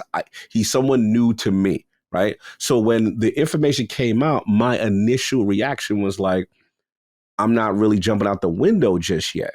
However, we do know of some people. Obviously, Grub has some comments on this. Obviously, Chess Corden has some comments about this in reference to sourcing and stuff like that. And those are sources that I tend to look more into. So look, has anything official come out? No. Right? In regard to something like this, will something official come out? Probably not, unless we turn on to a Nintendo Direct or State of Play and see something we didn't expect to see. Yeah. So I get it. But as far as accountability, look, it's fair. It is fair to say if, journalist A or journalist B got something wrong and, the community got up into a tizzy over nothing, so to speak. But again, I don't know Nate the Hate. All I'm just saying is for people who follow him, and I asked about it, they're like, no, his record, his track record tends to be fairly solid. So that's where I'm at with it. It's one of those things that I am paying attention to. I have comments when we get into what stuff are. We'll get into that deep. But where are you with this? I'm curious. As far as just, is this a low self-esteem thing from the community? They, dudes is what's my man King saying? Mustard heart dudes out here. They scared. They listening to these. That's how he feel. He like, I'm not feeling none of this. So where are you at with this? I don't mean to sound overly sympathetic toward Xbox, but I do feel it speaks to the situation at hand that we've mentioned with how they are covered versus others, in that I do feel like this is a pretty easy headline to generate some traction. But here's why I think people feel comfortable running the headlines. Let's go. Xbox has made a habit out of when they decide, okay, this rumor is getting out of hand. Someone tweets, someone says something. They usually get to it within like a 72-hour window. This rumor has been running wild, only adding more opinions and more reports and more leaks into the pot from verified and unverified sources. And when Xbox is silent, that I think typically indicates there is a grain of truth. Now, I think there are situations like the FTC leak where Phil kind of had to say something because it was so out of hand that you just have to acknowledge the elephant in the room before moving on. Otherwise, every interview you do is going to just connect back to that. With this one, though, maybe it's less so that they didn't feel a need to say anything about it.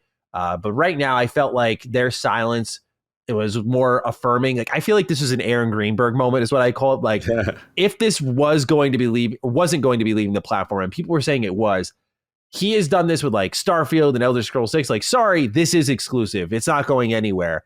But he hasn't. So I just feel like if they're not shutting this down, something that you want to probably be protective of, that's why people have run the reports. That's why people have gone on talking about it. And, as we'll talk about, this is kind of like Xbox's thing. Like, they talk about places where Gamepass exists, and that's just left the door open for these things to one day leave the platform. How or why or when, we'll talk about. But that vernacular on the biggest stages, like when they acquired Bethesda, or in court with the FTC, says a lot about the future of where they want to put their games and what they view as the platform, which may not always be the console.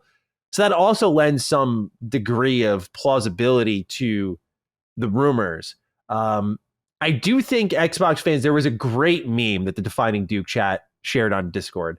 It was hilarious. It was a lineup of every rumor. I got to see if I can find it. But it was every rumor, every leak that has occurred for Xbox in the last year, every release, right?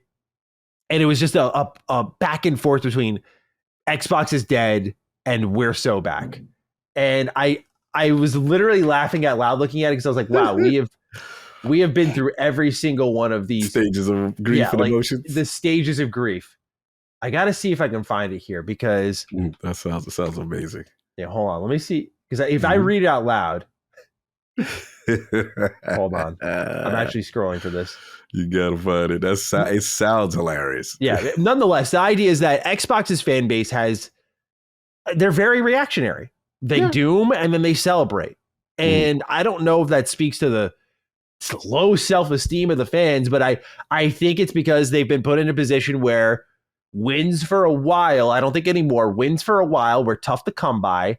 Now they're more frequent, so you tend to over-celebrate. And when you start to get comfortable, something like this happens, and it's like, oh, the exclusive finally came, and yoink! Maybe not anymore. And it's like, well, no. Like, and the defense mechanisms kick in. So, yeah, man, like, I get why, there's a reaction here on. I found it. I found the Send me that jump. Here we go. I get why the reaction's there. I get why people are upset. But at the same time, I think it should be reported on just because it's pretty relevant information. So here's the meme. So you can kind of track how Xbox fans have behaved. And we say this as people who are in the community and we have seen these reactions. Okay.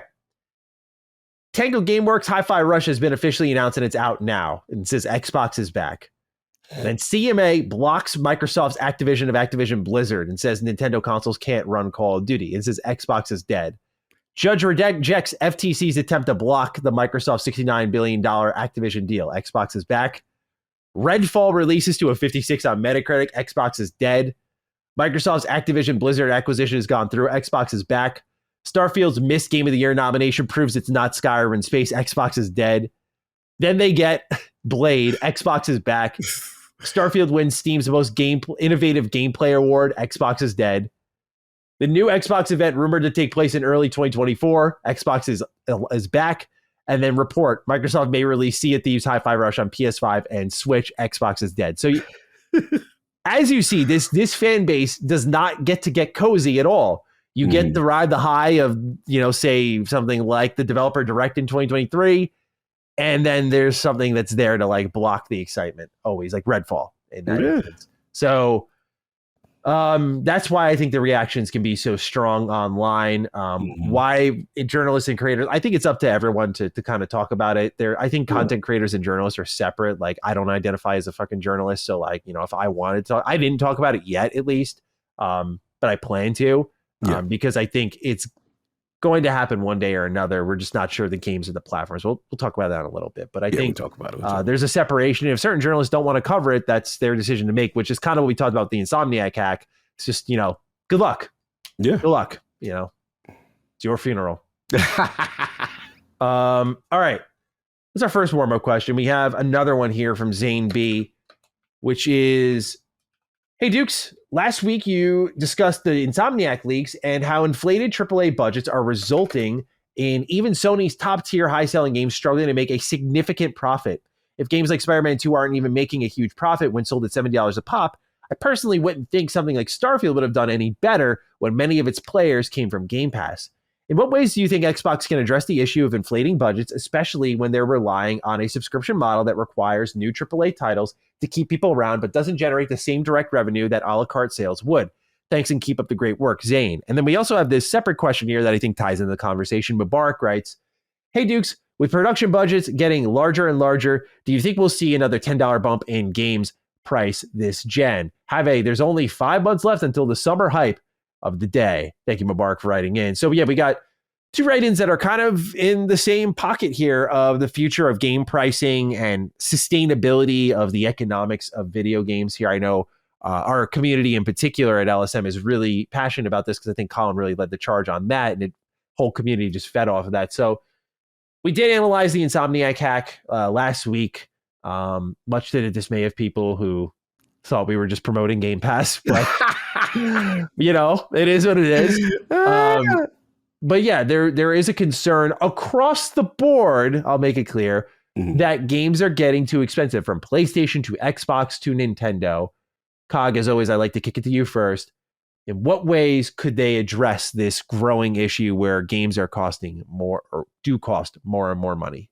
Yeah, I mean, I think that, again, the point we were making when you looked at the Insomniac leaks and the budgets, I think the key came down to the budgets of what Spider-Man was costing, what their future X-Men games are costing, and then their concerns. They themselves wrote their concerns about, how difficult this is to sustain and break even, right? And they gave different solutions as far as like, and comparatively, what I think was David talking about in terms of Starfield and things like that. No one's saying that the budget for Starfield was super cheap, but at the same time, one of the differences that I see between PlayStation strategy and Xbox strategy is that PlayStation is not putting their games on PC day and date. And one of the things that can offset that, and we also talked about it, is when we talked about the big releases for Xbox, we said, one of the things I definitely said was that what we're going to see is things like, 5 days early access, right? You pay this money paid for up front, and we have data that showed how well Starfield did prior to the Game Pass release. People were buying the $100, that one, the Constellation Edition, right? Because that's how you're going to offset it. And we've noticed it with a lot of the major releases, Forza Horizon 5, Halo. They've been doing this practice, right? And there's a part of me that said, I'm not mad. I get it. Because if you're not going to raise the price past $70, right? Because we do admit that these games are expensive. I'm not condoning price hike. But at the same time, based on the data that we've seen, these budgets are insane, the kind of thing, especially in Sony's case where they do a lot of these AAA games. So I think that's one. And I think with Sony, we talked about, again, the fact that, we were a little surprised at some of the softer PC numbers based on the fact that they are not doing day and day. They are stretching things out to a 6 months and a 1 year kind of thing. So I think for in Xbox's case, the launch approach, and then funny, it kind of relates to our topic also because of what I want to get into as far as like things potentially being on other platform. Another thing, if the rumors are to be believed, right, that you may put something like a Hi-Fi Rush somewhere else. Maybe these are why these discussions are also happening, right? To say, okay, we put it out, was day and date on the servers, it was on PC, we had this number, so on and so forth. Oh, now it's a year or two later, we may come out with Hi-Fi Rush 2, but Hi-Fi Rush what? Oh, maybe we give that to Switch. You know what I'm saying? Or Super Switch or whatever the new, a base that, you know what I'm saying, has not seen this game before. You're already past the window. You get the hype. I'm not co-signing this. I know there's a lot of hardcore Xbox guys that do not like the sound of this. I'm just trying to help people understand the mentality of a corporation that is dealing with inflated costs. That is one thing you do. Maybe it's a case-by-case basis or something that you give them that's 2 years older or Sea of Thieves. You see what I'm saying? These are what companies do, right? This is why these discussions happening. And again, the reason why comparatively why Xbox, they have more options to do that. This is not something PlayStation is willing to entertain at this current stage. So that's how I look at it when I look at the difference between both of them. Microsoft seems to be wanting to do and experiment other things to make up for this revenue, so to speak. Yeah, when you look at Xbox as a brand, the way I view it is multiple revenue streams, right? You have the Xbox storefront, but you also have something like Game Pass. Now, I was doing some research on the side a few days ago, just again, doing the same old rabbit hole of like, what money has Game Pass made recently? What are the earnings reports saying? And while they're generalized numbers that weren't in the documents, but instead were derived from the subscriber count and then the revenue in general, still, it says Xbox Game Pass had made $230 million in revenue in 1 month, and that most users do pay for a full subscription. And I think that number is important to note just because that can't, by the way, we don't know what they're spending. We're talking revenue at this moment. We don't know what the costs are to offset all of that and then what the profit is at the end of the day. But the reality is the current revenue they're generating, which by the way, these numbers were for fiscal year 22. So they didn't account for the likes of Starfield and Forza being injected in the service, which we already know Starfield elevated Game Pass on its own with its single most new subscribers in a day. So we already know it's gone above and beyond what has already been previously reported. But the number to me is important in revenue. We don't know what the take-home money is, just because in revenue, they are bringing in what is a typical AAA video game budget, give or take, some more, some less. When you combine that, which I think you could use as just offhand data, but what I'm really looking at is Xbox's targeting of smaller projects. This makes them look better. This lets teams be healthier, and this saves them money, which I think, even though I mentioned that last, is probably their biggest priority and why they do it. Oh, Obsidian, you want to make Pentiment? Okay, like go for it, man. Go for it, because that's a project that's low risk, high reward. They want more of that. You can't look at the likes of Fall Guys, of Fortnite in its infancy, mind you, of Rocket League in its infancy. You can't look at these games and think to yourself, like, they were always the biggest of budgets. Those were the smallest of budgets and making the most of money. So Xbox wants to find their Genshin Impact, which maybe is a little more pricey. They want to find their Fall Guys. They want to find that game. So they're going to continue to experiment, because you look at what happened with, say, Fortnite, and how that monetarily flipped the whole company on its head. Like, everything is now built around Fortnite and Epic, which is crazy to think about when it started off as just like a base defense game. That one success can change everything. So I think part of it, avoiding it, is let's fund smaller games that are below that price tag and try to make a profit in volume of sales, in volume of subscribers. When you look at their numbers, yes, hardware sales were down, I think, 8%, but their subscription and content services were up 13% over the year. So, they're looking at what's growing and what's not. And I think that's what they're going to target. And if you budget things out right, they can only stand to gain. And so we're going to see how they get there as well. I think, Cog, your point was also more pertinent, probably more immediate as well, in that, bringing the old joint to the current platforms and then saying, like, you want the sequel, it's over here. You got to come over here for at least a little bit of time. That could be an effective way of selling your platform too.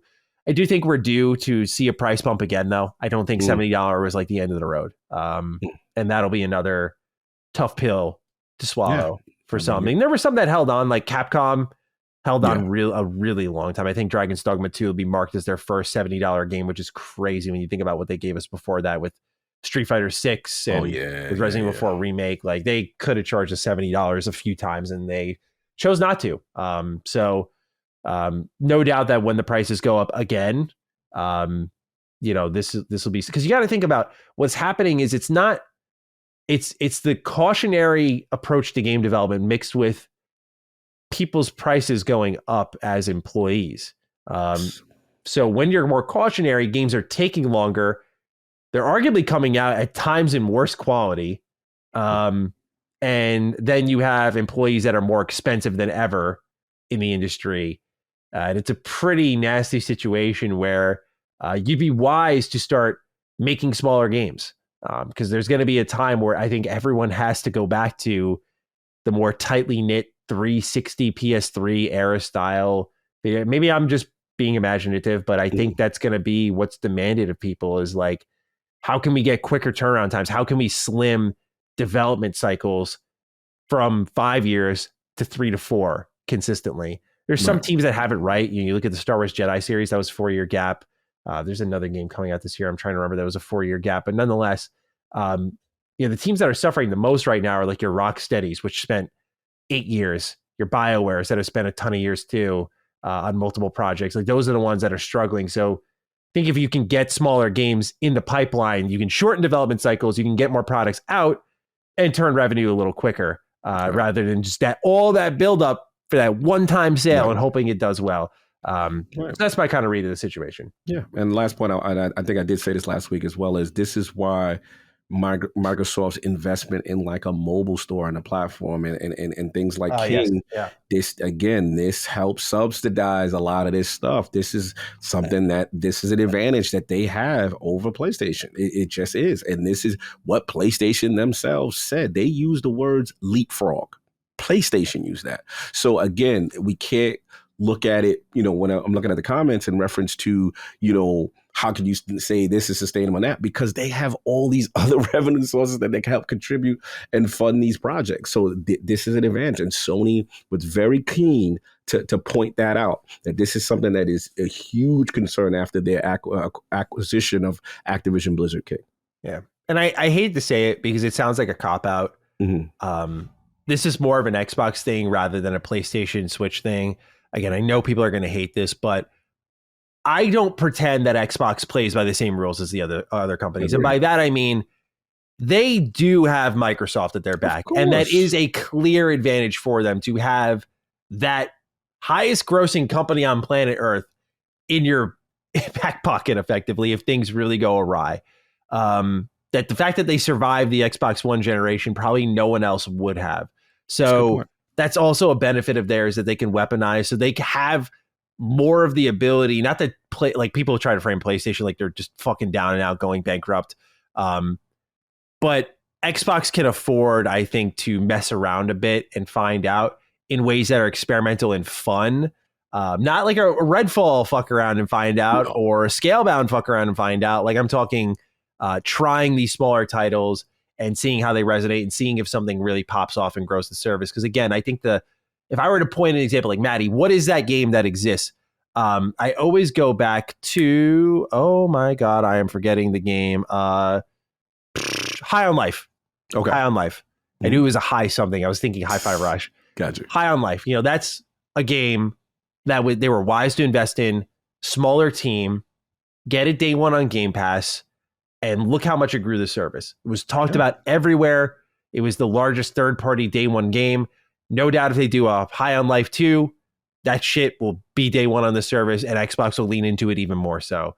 It's about finding gems, because when you get something like that blows up your service without having to spend as much as you would on, say, Starfield, which also blew up your service in a different way, that's another way you can kind of, again, circumnavigate some of the costs that game development brings in. But again, Microsoft has 1, 2 with storefront and Game Pass, and then maybe 3 with that mobile store, streams of revenue, PC marketplace, so maybe you could add in a 4th there.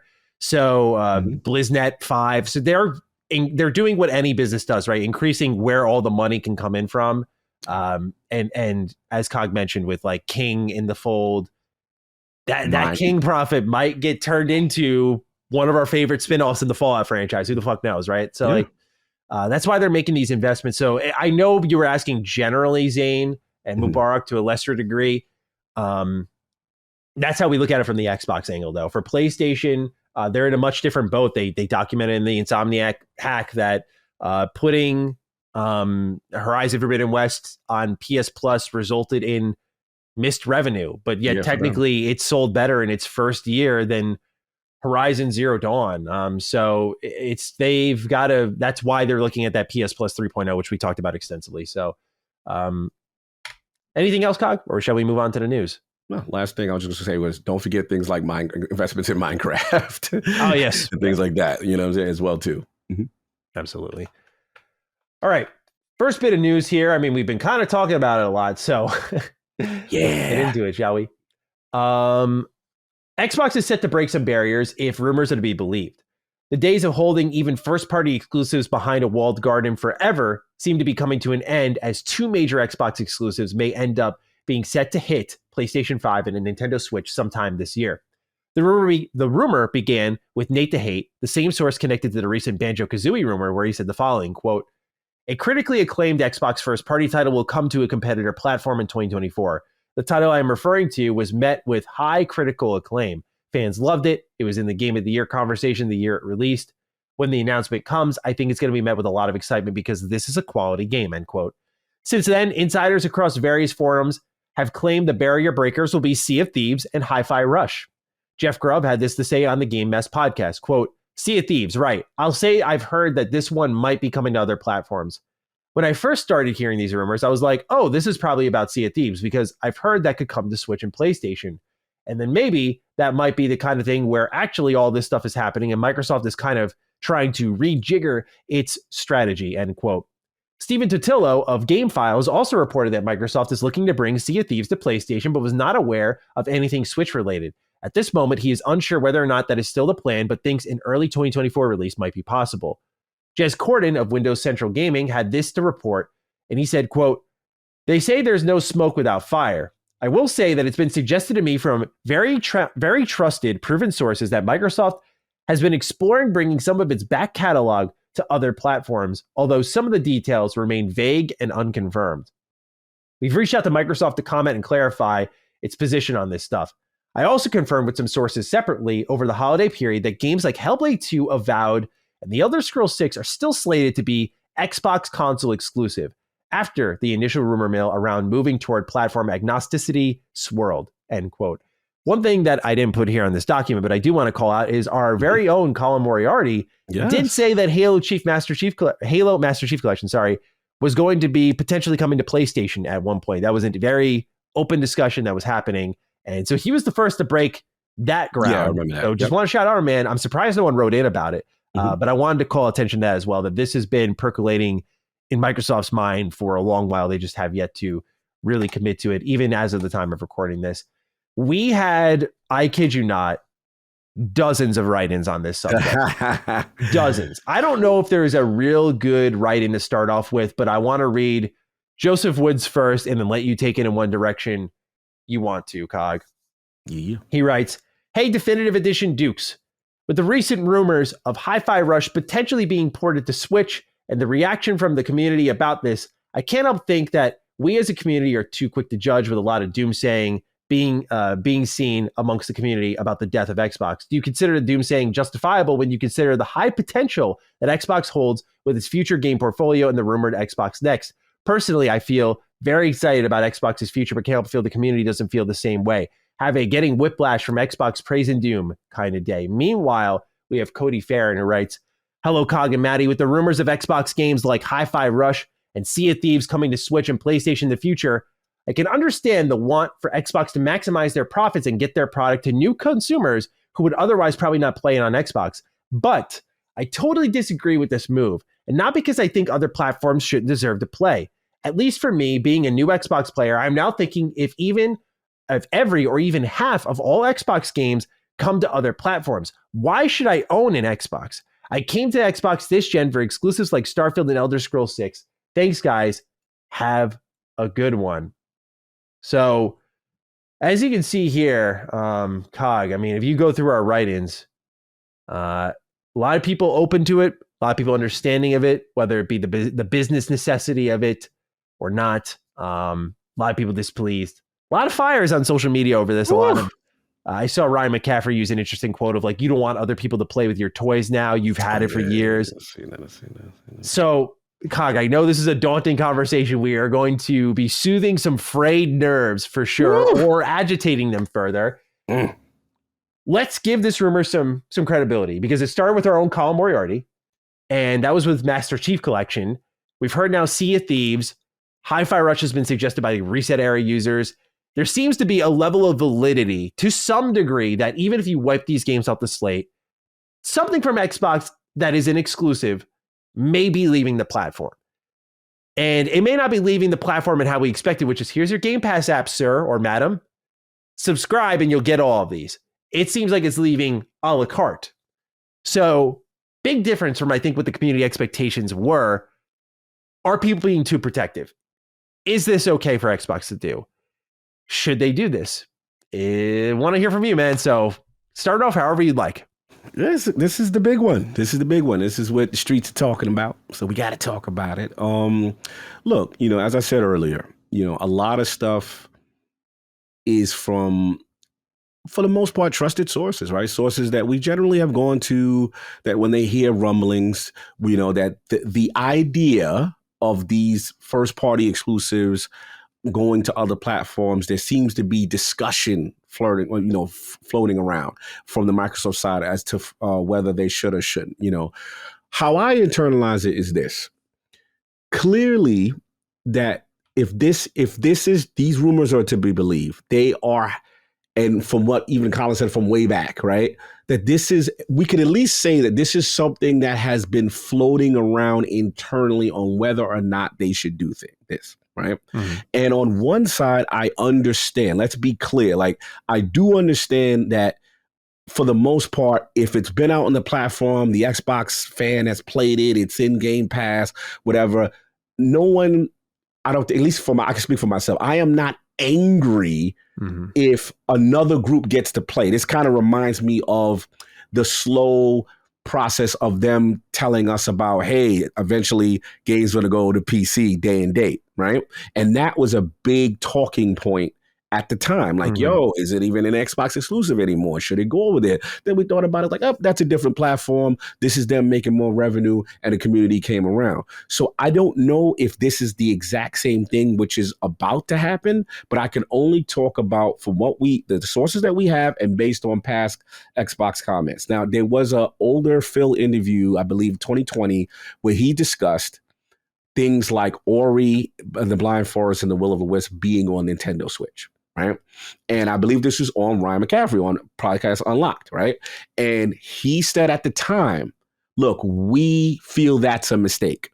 We feel that, we don't want to create this question about every Xbox exclusive, whether or not it's going on the platform or not. Right. So again, even though we have nothing concrete, I think a lot of people, the contingent that are upset is saying, hey, this is one of the interviews that was said that this is something that they're not going to do. So why are you quote unquote doing it now? Right. The same thing when we had the acquisition of ZeniMax Bethesda, and the whole thing is, hey, Elder Scrolls, Starfield, which one is it going to be? Is it going over there? Is it not? And the statement came out, only where Game Pass exists, right? So if these rumors are to believe, this would fly in the face of both of those comments, right? So that's why people who are concerned and are upset, like, yo, you just said that this would kind of stuff would happen. Why are these discussions even happen? And I think the reason why it's at a fever pitch, Manny, is because we had this discussion on ILP, is that a lot of the Xbox community have been extremely loyal during this process of Xbox trying to figure things out, right? Are you committed to gaming? Are you still going to be in the games business, Xbox One? Right? Okay, boom. Now you get all these studios, right? Are these games ours? Are they going to other platforms? Oh, no, they're not. You see what I'm saying? So in fairness to the community, the messaging has been, we are the loyal base. We have been here while you have gone through trials and tribulation, and the platform, let's just be honest, had been a joke at certain points, the butt of many jokes at certain points. So it's not about fanboying and saying, I want to defend some of the community. It's not about fanboying saying, you guys can't have our exclusive. It's just like, what is the commitment to your loyal base that has stayed in this ecosystem if these games are going to go elsewhere? That's why people are like, they need to get in front of it and say something. Yeah, because people want to know the status. And I think someone brought a comment up earlier, which is, the reason why I'm over here kind of thing. Because this is, and we got to be honest, if this is, let's say Hi-Fi Rush. If Hi-Fi Rush is to go to PlayStation and Nintendo Switch, right? We know for a fact on Nintendo Switch it's going to sell like hotcakes. It's a very Nintendo Switch-y type game. It's cel-shaded. It's chai. It most likely will do very well, right? I think people's frustration is, okay, if the ecosystem is Game Pass, PC, and Xbox, and now you're going to do this, in the short term, you'll make money. You'll do great, right? That's revenue. We understand that. But we know you're not the popular platform. So what's to say that the person who has not joined the Xbox ecosystem and they are part of the other two, wouldn't they just say, well, maybe we just wait. Maybe their games... You see what I'm saying? That's what people are frustrated with. If the rumors are true, right? Because Microsoft has not said anything. But that's what people's frustration is. Why am I here? Because at some point, you never know. It could go over there. Right. And the last point I'll say, and then because I got a lot to say on it, but is the reason why I think it's even more fever pitch is because 2024, as I told people before, with a solid 2023, which they had last year, right? And now at 2024, which we're about to talk about this direct, they seem to be on the cusp of really taking it to the next level and really all systems. We're right here. So a lot of people are like, why now? Is this short-term revenue worth brand damage? That's the argument people have, because they're like, yo, you're devaluing your ecosystem if, and then you open up Pandora's box, like Jez, I think Jez Gordon and Clover said, where it's like, well, now if this happens, we're going to sit this and say that exclusive is in question. Every exclusive, everything. Hellblade. So is that going? Is it not? Avowed, is that going? Is it not? These are self-inflicted. Again, if it's to be true, if the rumors are to be believed, these are why people are. This is self-inflicted. So the last thing I'll say, if this is to be true, that tells me one or two things. There is an internal struggle going on inside the building. And there may be some Bethesda's at the root of it. I put money on it. Bethesda's at the root of that, bro. They just do not seem game for the exclusivity shit. There may be some publishers who say we want to continue to place our things where we want to. And you just acquire. Remember, Microsoft has the court case where people are looking at them. Microsoft does want to be the good guy in terms of we don't want to do hostile takeover on your as a publisher, right? So, I get that. And then there's another group that's like, yo, we work to this point, like a Matt Booty, so to speak, right? We spent the money, we do what we want. Right? So this is, I got a lot to say here. It's so much. Dude. Like if you and I guess the last thing is, for me personally, I get it. If they decide it, you just got to be clear, and you just got to say, look, this is where it's going. Either you're setting up the beginning of the end of the walled garden, and just say it. If that's what it's going to be, just say it. Now, I know people are like, oh, they can't say anything because it's not official. Fair. But at the end of the day, you owe it to your ecosystem to know if it's worth staying in and investing in. You owe it to the people who have committed to this brand, in my opinion, to know what your plan is. And maybe the plan, nothing has changed. And maybe that, and maybe that's why they're quiet. But it is interesting because these sources are not rinky-dink sources. Yeah. We named some names here: Stephen Totilo, Jez Gordon, Jeff Grubb. They hate, like we're not just, people are not just overreacting for the sake of overreacting. I would run with Jez's statement, not to play favorites. I would run with Jez's statement the most because this dude's been ironclad. He's been ironclad. Yeah. And last thing I'll say, I get live service. I've always been a proponent that live service needs to be everywhere if you truly want to take it serious. So Sea of Thieves makes sense to me. You know what I'm saying? But I think why the vitriol is so high is because, Maddie, we have to be honest, it's been a long time since Xbox has had a high quality exclusive game like a Hi-Fi Rush. Yeah. And the thought process, like, the minute you get something hot, the minute you quick to throw it over there, again, assuming it's true. These are rumors.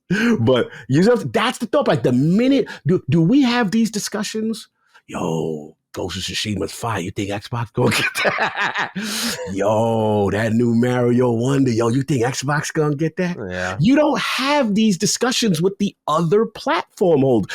That's why the hardcore is so angry, because you got to jump in front of it. I know they may not want to, but in this case, these sources are not rinky dink. I got so much I'm going to go, so I got to hear where you at with this, because this is a fun one. As long as you feel good. You want to get more out? I feel good now, because more stuff will come to me. I will keep talking. I don't want to reload the chamber here. I'll reload. I'll reload. Yeah, I really racked my brain on this one for days since we heard the rumors, and I was just like, I'm torn. The business sensibility side of myself is like, I get it. Like, yeah, this is probably just a product that's doing nothing for you now in Hi-Fi Rush. Like, you're getting sales every now and then. And much like we complimented PlayStation, we're going from PS5 to PC maybe a year or so after launch. We said that was smart because they got more money off of it. Xbox operates differently in that their day and date is on both PC and Xbox. So their next step is beyond their platform. And again, I get the business sensibility. There's an injection of tons of new players. The best and worst thing that could have happened to this company might have been Fallout 76. I say that genuinely. Oh yeah, remember we how learned that a game was saved through PlayStation Plus. Good point. That is insane to think about. And Xbox there saw the value. And now I got to say 76 is poised to have one of its biggest years yet. They're expanding the base map, which they haven't done in its lifespan. They're adding a whole new location to quest in and explore, which they've not done in the game's lifespan. And that inflection point, that turning point, could have been right then and there where they gave it to PlayStation, right? And decided like this, putting this, even though we should lock this on our service, putting it on their service will help us. And granted, this is a game with a scattered history that did not begin as an exclusive. But what I'm saying is, that's one example we can look to and point to where we saw the turn, like the discussion, the emails, and they decided to do something. And we see now, after all the fact, how much 76 has succeeded, passing, I think, 17 million players or something crazy like that. Yeah, remember Phil was going to pull the plug in that email. Remember, they was like, if we don't see something. Yeah, it was either that or death. And if so, the game had to have seen a major turnaround. So I look at that as a tangible example of what bringing even what is considered one of the worst games ever to a new platform can do with a new second wind attached to it. And Hi-Fi Rush, it's a really complicated example now, because if this happens, I think it exemplifies everything Xbox fans have wanted for years. Experimental, fun, pretty big budget. It's not your Gears. It's not your Halo. It's from one of the newer first parties, which we're kind of still waiting for a lot of the output from them. I'll talk about that in a moment. And like you said, Cog, you finally get it, and it might be gone in a year. It feels maybe a little too soon from a consumer side of things. And I get that. But again, I'm just talking business side of things. Yeah. I get it. You got Sea of Thieves. It's a live service game, man. What have we said for every game coming out from Xbox under the sun, maybe barring Halo Infinite and Forza? Oh, it's live service? Put it on other platforms. Why wouldn't you? So I think this speaks to the protection Xbox fans have put up around Hi-Fi Rush quickly as their IP. And rightfully so. This is a fucking amazing game that, again, I think just exemplifies everything fans have looked for from the platform. By the way, also a little bit of Japanese style there, because it comes from a Japanese studio. Another thing that's been sorely missing. To lose that so quickly stings for the loyal fan base. And I get the reaction. I'm not going to tell anyone they're wrong and feeling a little betrayed if this ends up being true, because this is where I think things can go wrong, is that Xbox loaded things up in 2018 by announcing 5 studio purchases. 5. 4 of those teams really haven't gone in a major way as of this moment in time for Xbox. Double Fine, Compulsion, Ninja Theory, Playground went, and I'm trying to remember who's the 5th one I'm thinking of right now. Obsidian? No, Obsidian was 2019. NXL? I think it was In Exile, was it? No, In Exile was 2019 as well. You talking about the 2018 class? Yeah, hold on. I got to get the 5th Theory, Undead Labs, Playground Undead Labs, games. that's who it was. Yeah. Thank you. Undead Labs also, while they did State of Decay 2, in a major way with the big budget backing of Microsoft and Xbox, has not gone either. Yeah, they haven't gone yet. 4 of these 5 teams, right? We've seen Playground Games. They've done their thing. They've cooked. Yeah, they've done it. Right? And they're waiting for Fable from them. But otherwise, Xbox fans are finally seeing with this developer direct, which we'll talk about, we're finally going to get a taste of like what these new acquisitions are working on. And this year feels like finally like the new draft class from all those years ago, those prospects that they have been keeping quiet, training, keeping the minor leagues, are coming up to the major leagues. And right as that's about to happen, all of the patience and anticipation that has been delivered, as it's finally about to be there, you see this news. And as we talked about, really starting with Jez's point of Pandora's box, the idea of the can of worms being opened, Xbox, I know they listen to the show. Of course. Please consider this, I will just say. If you are worried about the optical suffering you're about to ensue if you do this. Know this. No game will be safe. Yes. Every interview will include a question of how long is this on Xbox? Yep. What I will keep an open mind to, though, is what we don't know is how this is being brought over. It seems like a la carte. We heard now 2 exclusives and potentially more. I feel like you could throw Master Chief Collection into that batch easily. Not just because Colin said it, but I feel like you could throw that in there and just see how it does, right? Yeah. If this arrives in the form of a curated Xbox Game Pass app, as people had said that they would accept, I think that changes things. That definitely changes things. At times, I wonder what the difference is. Like, is it you have to come into our ecosystem, right? If you're Xbox, you're making money one way or the other, right? If they're subscribing to Game Pass on PlayStation or they're buying your game on PlayStation, that money's still going to the same place. It's just the amount, right? So I wonder what the protection is of a Game Pass app on the platforms versus the game on the platforms, which likely would have happened anyway alongside it, because then that would have made sense, right? Like, oh, you can either buy it a la carte, provide that price proposition like you do on Xbox, or come get the app here and subscribe. Same thing as Xbox. For a long while, they've indicated that things are going to go beyond the Xbox console, and we're seeing that. And we've seen it in ways that make sense. The Samsung TVs, Project Keystone, those types of things. We anticipated Switch to be a landing spot for Xbox. I will say that right now, I don't know how I feel optically, and I won't know how I feel until it's official. Not to play it safe, just fair enough. What happened with not Nate the Hate, sorry, but we reacted strongly to the rumors of a next gen console in 2028, and look what happened. All of a sudden, it's like 2026, and the whole fucking story changed. Good point. So I'm not going to play it fully reserved here. I'm absolutely clearly giving my thoughts, but I've experienced in real time in the last month or so how quickly that can flip and how it just changes the whole angle of things. Good point. So I want to save my full bars of right or wrong here for when it's delivered, just like we did for things like Redfall or Starfield, because I feel like that much we can do. I think that would be the right thing to do here, not to protect Xbox, because I will say, continuing my last thought, giving your games to PlayStations, I don't think they can suffer that optical blow. I just don't think they can right now. I think you see the partnership in Nintendo, and the only way it's acceptable for that fan base, break it down. You got to get something in return. What do we get? Now, one thing I was looking at is that Nintendo's exploring giving their IP to other studios. Yes, I did. And they've done that already, right? Like they've worked with Ubisoft, they've worked with various smaller teams on their remakes and whatnot. I think the new Super Mario RPG remake, like that was a separate studio, not in-house with Nintendo. They have been actively doing that recently, so this is not anything new. But if, say, Xbox is given a lot to Nintendo, here's Banjo, put them in Smash, and so on. Here's Hi-Fi Rush. Here's Ori. If Xbox is to get, like, you know what? Rare can now make, I know it's a different Rare in the terms of talent, but Rare can now make like a Donkey Kong Country game. Then Xbox fans see the value in that because they get something. I don't think we're at the point now where every barrier has been smashed down and it's a free-for-all. Fans are still accustomed to the old way of business, which is, what have you done for me recently? And what are you doing to keep me here? I know Xbox is going beyond their console, and maybe this is the first meaningful step toward that.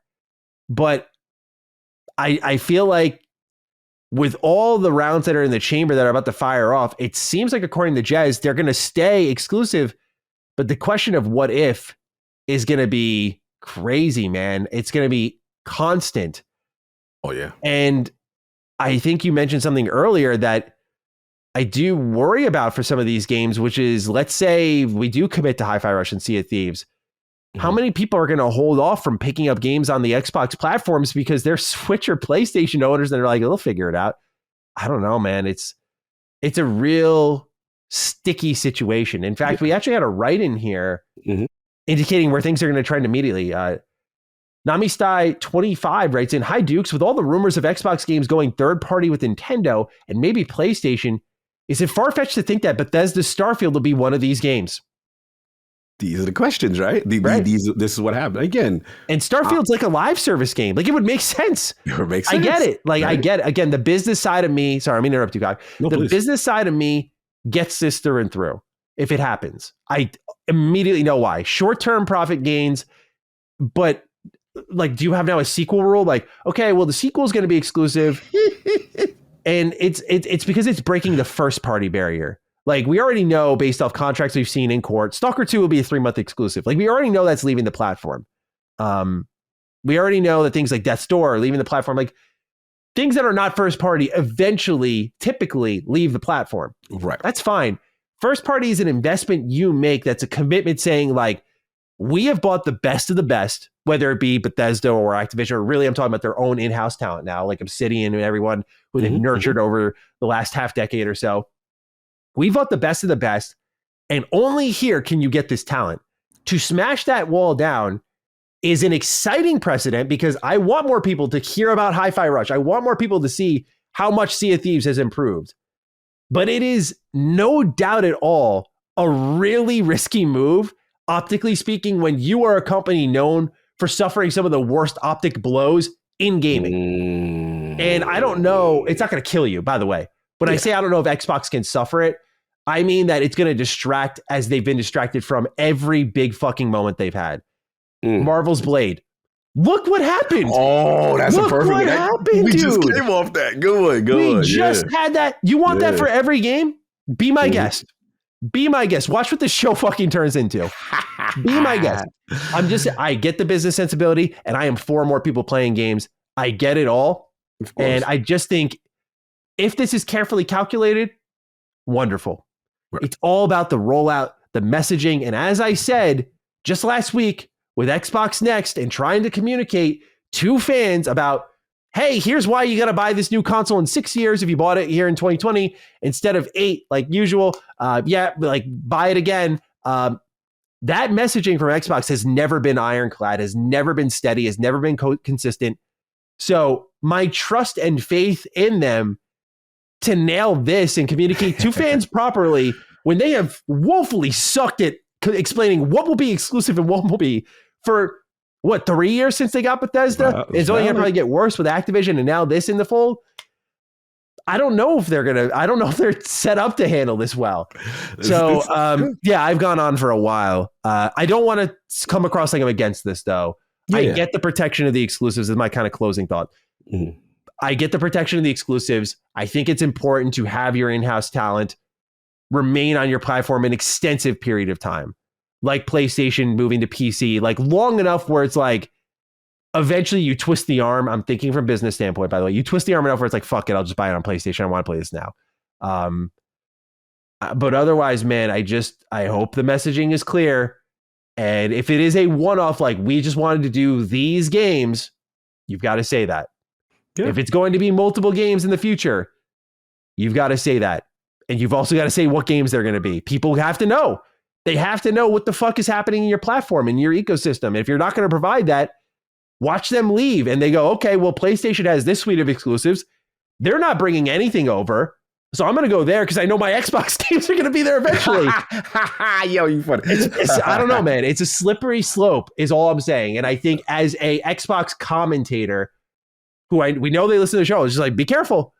Be careful. Yeah. It's not going to kill you. You're going to make a shit ton of money. But when we just went over your earnings reports, you're making a lot. Money's not a problem for you. But you have an obligation to shareholders. So, Cog, any thoughts? Oh, this is great. Look, I want to preface my statement by saying, look, I don't know how the future of gaming is going to look 10 years from now. 10 years from now, there may be the walled garden may be over, right? And what we know as exclusives and platform, agnostic stuff, all that stuff changes, right? And one thing I will give Xbox credit is they are forward thinkers. Generally, whenever they do something, the industry does eventually go in that way, right? But I am with you in the sense that, again, if this is the direction that they intend to go, that's fine. Eventually, you're going to have to address that, and you're going to have to have some type of communication to your base as to what it is. For right now, we're going to keep you in the rumors and speculation pocket. Mhm. I am with you, Maddie, that on paper, it does not affect me that Hi-Fi Rush would be played on Nintendo Switch or what have you. Right? I will say the place being on PlayStation is as a non-live service game, that affects different Mhm. to me. That Yeah, is a yeah. I'm talking. I fundamental should. Yeah, change. I'm Yeah. talking mostly about Hi-Fi Rush and games of that ilk. Yeah. Sea of Thieves, I'm less protective over because it's live service. You Yeah. should maximize your player count, and I get Right. it. It is first party though, so there's that. Right. But sorry, please continue. No, absolutely agreed. And like again, or if it was like, yo, Fallout remaster, Oblivion remaster, right? And they said, no, we need this. We want this game to be on PlayStation. Again, that would make sense based on past statements that say, hey, legacy title. You could kind of throw that in there as well, right? But again, if this is to be believed that they are going in this direction by putting it on PlayStation, it does indicate something else to me too. Hmm. It indicates to me that you want that ROI. You want that immediate return on investment. And the question, like you said, Maddie, well said, was that is going for that immediate return of investment while you're on the cusp of setting up your ecosystem to be this great quarterly cadence of exclusive quote unquote games coming to your platform. And from my understanding, the idea is that being that these games are exclusive, wouldn't that encourage people to subscribe to Game Pass? Because we think Game Pass is your long-term vision. Putting these games a la carte, not as part of Game Pass being on their platform, seems to fly in the face of that. So it would be a fundamental change. It would be a philosophical change if this was to happen. Again, which I am not opposed to if that is truly your strategy, but it needs to be clear. It needs to be clarified. And to your point, Manny, I can't sugarcoat their messaging in relation to this has not been great. We can't sugarcoat that. So that's where the concern is, right? That's where people just want to know, is it this or is it not? You know what I'm saying? Like what that, and I get it. Some people are like, well, you can't say anything. That's fair, but you can't get mad at people who are looking at these rumors from very strong sources to get them into the thinking, okay, well, what's going on here? And that's it. So we'll see. You know, again, I'm with you. I'm not jumping out the window just yet. I'm not, oh, what the hell? I'm not there yet because nothing is substantiated. But if it is to happen, we've had this discussion now. You understand where the base is. And while the loyal base may be frustrated with this line of thinking, is it worth it? Is it truly worth it? You know, only they can answer. Yeah. And I think one question we should answer, we didn't get a write-in about it, but is do Xbox fans lose value in the platform? And it's like, what is the value now? Is the value proposition going to change in the next few years? Because that's one thing we have to consider. Is it less about what's exclusive and more about money saved and time saved, which Game Pass affords you to do? You can try, instead of like buying a game on Steam, playing for a couple hours and going, shit, I can't get that back. I can't refund. I went past 2 hours. Like Game Pass lets me go, oh, it's a brand new game like Persona 3 Reload. I've never really tried these Persona games. I'm not really into JRPGs. All right, I'll give it a whirl. Let's see how it goes. And I end up really liking it. Or it's like, you know what? This isn't for me. 2 hours, 3 hours, 4 hours have gone by. Right. No, not feeling it. Uninstall. Let me look for the next game to play. I don't know if Xbox fans lose value in that sense. You still save money. Oh, yeah. But the reason why, like, I think they mentioned it on the Xbox Wire post we'll talk about with the developer direct. They have increased the usage of the term Game Pass, not Xbox Game Pass anymore. Game Pass. And that's because I think they're planning to put it other places. And I don't know if other companies would be happy seeing Xbox Game all Pass over. Yeah. little F-180 little storefront. It's a little more platform agnostic. Yes. Or you could slot in certain places. Yeah, good point. So yeah, man, it'll be interesting to see how they communicate it if and when it happens. We'll have, I'd say, stronger reactions for better or for worse when we know what the situation is, but definitely still wanted to give our 2 cents on the matter because a lot of our audience is like confused and concerned, which I think is fair. I think it's totally fair to have some worry and trepidation when Xbox has finally got all the rounds in the chamber loaded. And that's like, oh, fuck, well, they're not even like we waited all this time and they're going to be everywhere that I already own platforms for. So yeah, I get it. So gotta see how it plays out. This is a good one. Yes. And I'm looking forward to the response to this episode. We'll see how people feel about it. Mm-hmm. All right. Next up, we have our second bit of news. After days of rumors, the 2024 Xbox Developer Direct has been announced. It's an absolutely stacked lineup, and that's without considering the possibility of a shadow drop from one of its many first-party studios. The show will air on Xbox channels at 12 p.m. Pacific Time, 3 p.m. Eastern Time, and 8 p.m. UK on January 18th, which is next Thursday for those listening. And it features the Indiana Jones game, Avowed, Hellblade 2, and Ara, History Untold. The Xbox Wire post announcing the event says that we can expect 10 minutes of game and developer insights, including details about the game's setting and story, how we'll play as Indy, and even a premiere of the first gameplay trailer for the Indiana Jones game. Meanwhile, Avowed will share its first deep dive into the gameplay experience that features, quote, deep themes, dynamic gameplay, and thoughtful reactivity, end quote. Our History Untold will show off more gameplay, quote, along with details about the inspiration, key features, and road ahead, end quote, likely suggesting some sort of locked-in release date for at least this one. Lastly, and ominously missing any mention of gameplay, is Hellblade 2, which is described as, quote, a behind-the-scenes look at the Cambridge studio where Ninja Theory will speak to the ambition and care involved in making this game, end quote. Afterwards, ZeniMax Online Studios will host the Elder Scrolls Online 2024 Global Reveal event. What Xbox made sure to note in this post is that Activision Blizzard won't make an appearance, as we'll learn more from them, quote, later this year, end quote. Got a few write-ins for this one, Cog. Let's see here. We got J-Train who writes, hello, Dukes. Happy New Year. We finally have our announcement of an Xbox Direct, and it's a pretty enticing one from what the clip art shows. Do you think we'll finally get a release date for all these games and maybe a surprise game in the mix? What are the hype levels for this one? I'm already sick of the January gym people kind of day. That's Jason. Thank you, Jason, for writing it. Gym wasn't crowded for me today. I was actually pretty pleased with that. Yeah. My first time back. I took a few weeks off of mental and physical rest. I came back. Nice. I was like, I'm ready for the crowd, man. No one was really there. It was low. Pretty nice. Okay. I was like, wow, y'all filtered out quick. It's only been 10 days. Come on. Yeah, the resolutions failed already. Yeah, damn. Come on now. Cod, we finally got the announcement. We got a big event next week. By the way, for those listening, you're wondering what we're going to do with Defining Duke, because Xbox was really insincere by not doing their usual thing, which is setting their things before Duke is recorded. We'll record our Wednesday episode as usual, do a pickup on Thursday. Episodes will go out on Patreon late Thursday. Sunday is per usual, or I don't know. We'll talk to Dustin and see if we can get something out sooner so that patrons and free viewers can get it at the same time. Actually, I think we'll try to do that. So yeah, that sounds fucking better for our show. So let's do that. Nice. Anyway, Cog, what do you make of this announcement? The games that are going to be shown.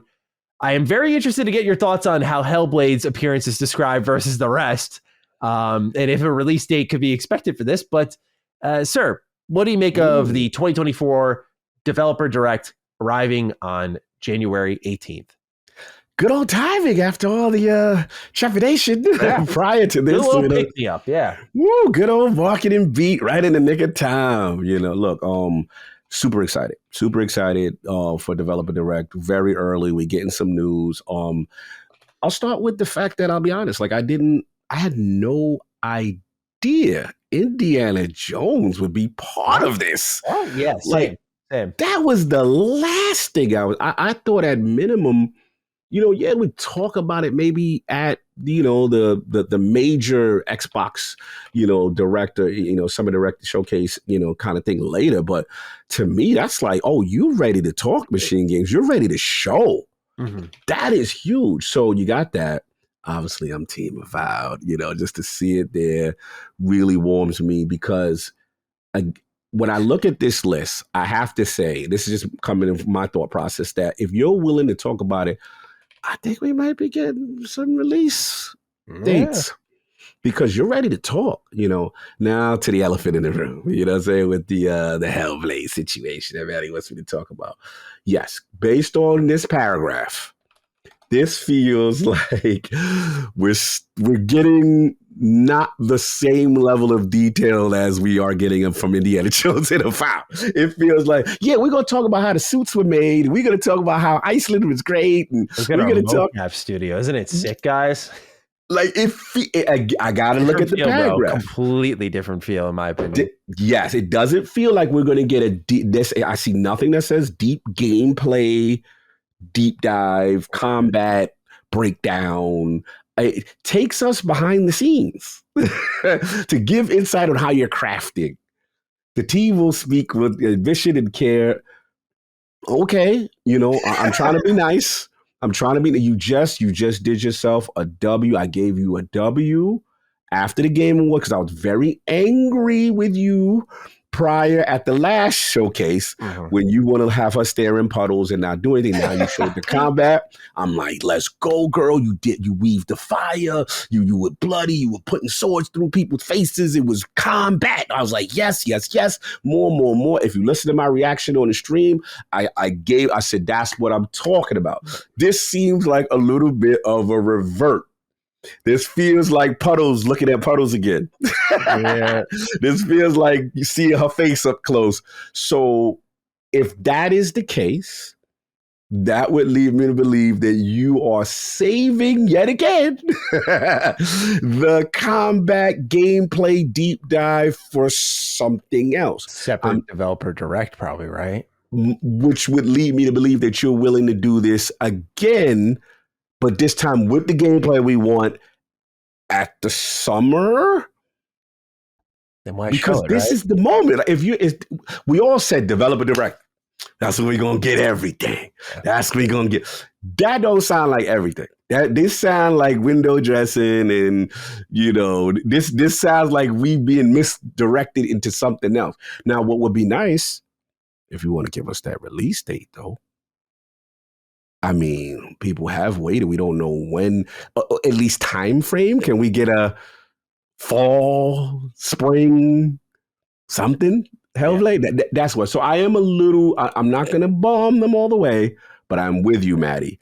This description leads me to believe we are not getting a deep gameplay dive. Yeah, but I mean, just listen to the wording.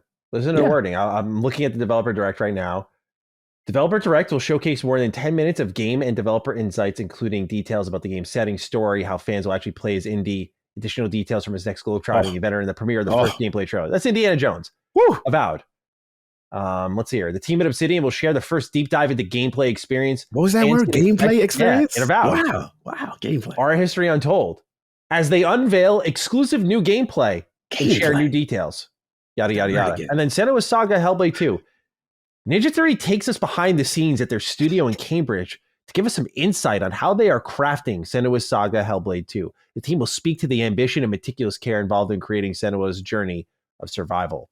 So I think we'll see gameplay, but I really do think it's going to be more of like a behind the scenes kind of thing than as in kind of what they do on their YouTube channel, where you see like the mocap studios and like the audio directors and everything. It sounds like, given that Indiana Jones was given a 10-minute window, bro, this will likely be the closer. I think. I don't think all 4 of these games are enough to fill up the entire show. So I think that alone, especially given what we're getting here with Hellblade 2. So to me, that suggests that I think there's going to be a shadow drop of some kind. I have put Double Fine on my prediction list for that. Ooh. I think Double Fine shelved the game to finish Psychonauts 2. And I think this is going to be that game. I also think because their Twitter account, they didn't like tease it directly, but they mentioned that 2024 will be a fun year for them. It's like their anniversary or something. It made me think that what better time to release something than right now. So I'm putting them on my prediction list personally. A little shadow drop maybe. We'll see what ends up happening, but that is currently my prediction for them. Side joke. Let me do it. Can I do it with Gloom for a little bit? Oh, please. When you got me thinking Shadow Drop, I was thinking about Hi-Fi Rush. Back to our initial topic. What if the Shadow Drop financially had bad repercussions because you snuck something out and you ain't have a retail version, and then now you like, yo, we got to get this money back, y'all. I don't know why that ran through my mind. I was like, do they really want a Shadow Drop again? I think, well, on the note of like games going to other platforms, since there's rumors of a Nintendo Direct and a State of Play, I imagine those would be announced. I would hope you don't set your own show on fire, right? Like, I would hope they announce it on other You're one of the platforms. development director. Yeah, I don't know. Like, hey, Xbox fans, guess what? You lose. Come play this over there. No, I'm with you. If it what is to be believed, the rumors, then yes, that's something that they would not announce. It would be so there else. But back on point to what you said. Hey, I'll take a little Double Fine though. You know, hey, what's going on with y'all? What's going on? Yeah, You I think know? that's fun. I think you're most excited to see, sir. We talked already about Hellblade. I want to get that out of the way quickly. What's the one that you want to see? And then I also want to hear from you. Mm-hmm. I'll lay the table for this one first and then dish it to you. Yeah.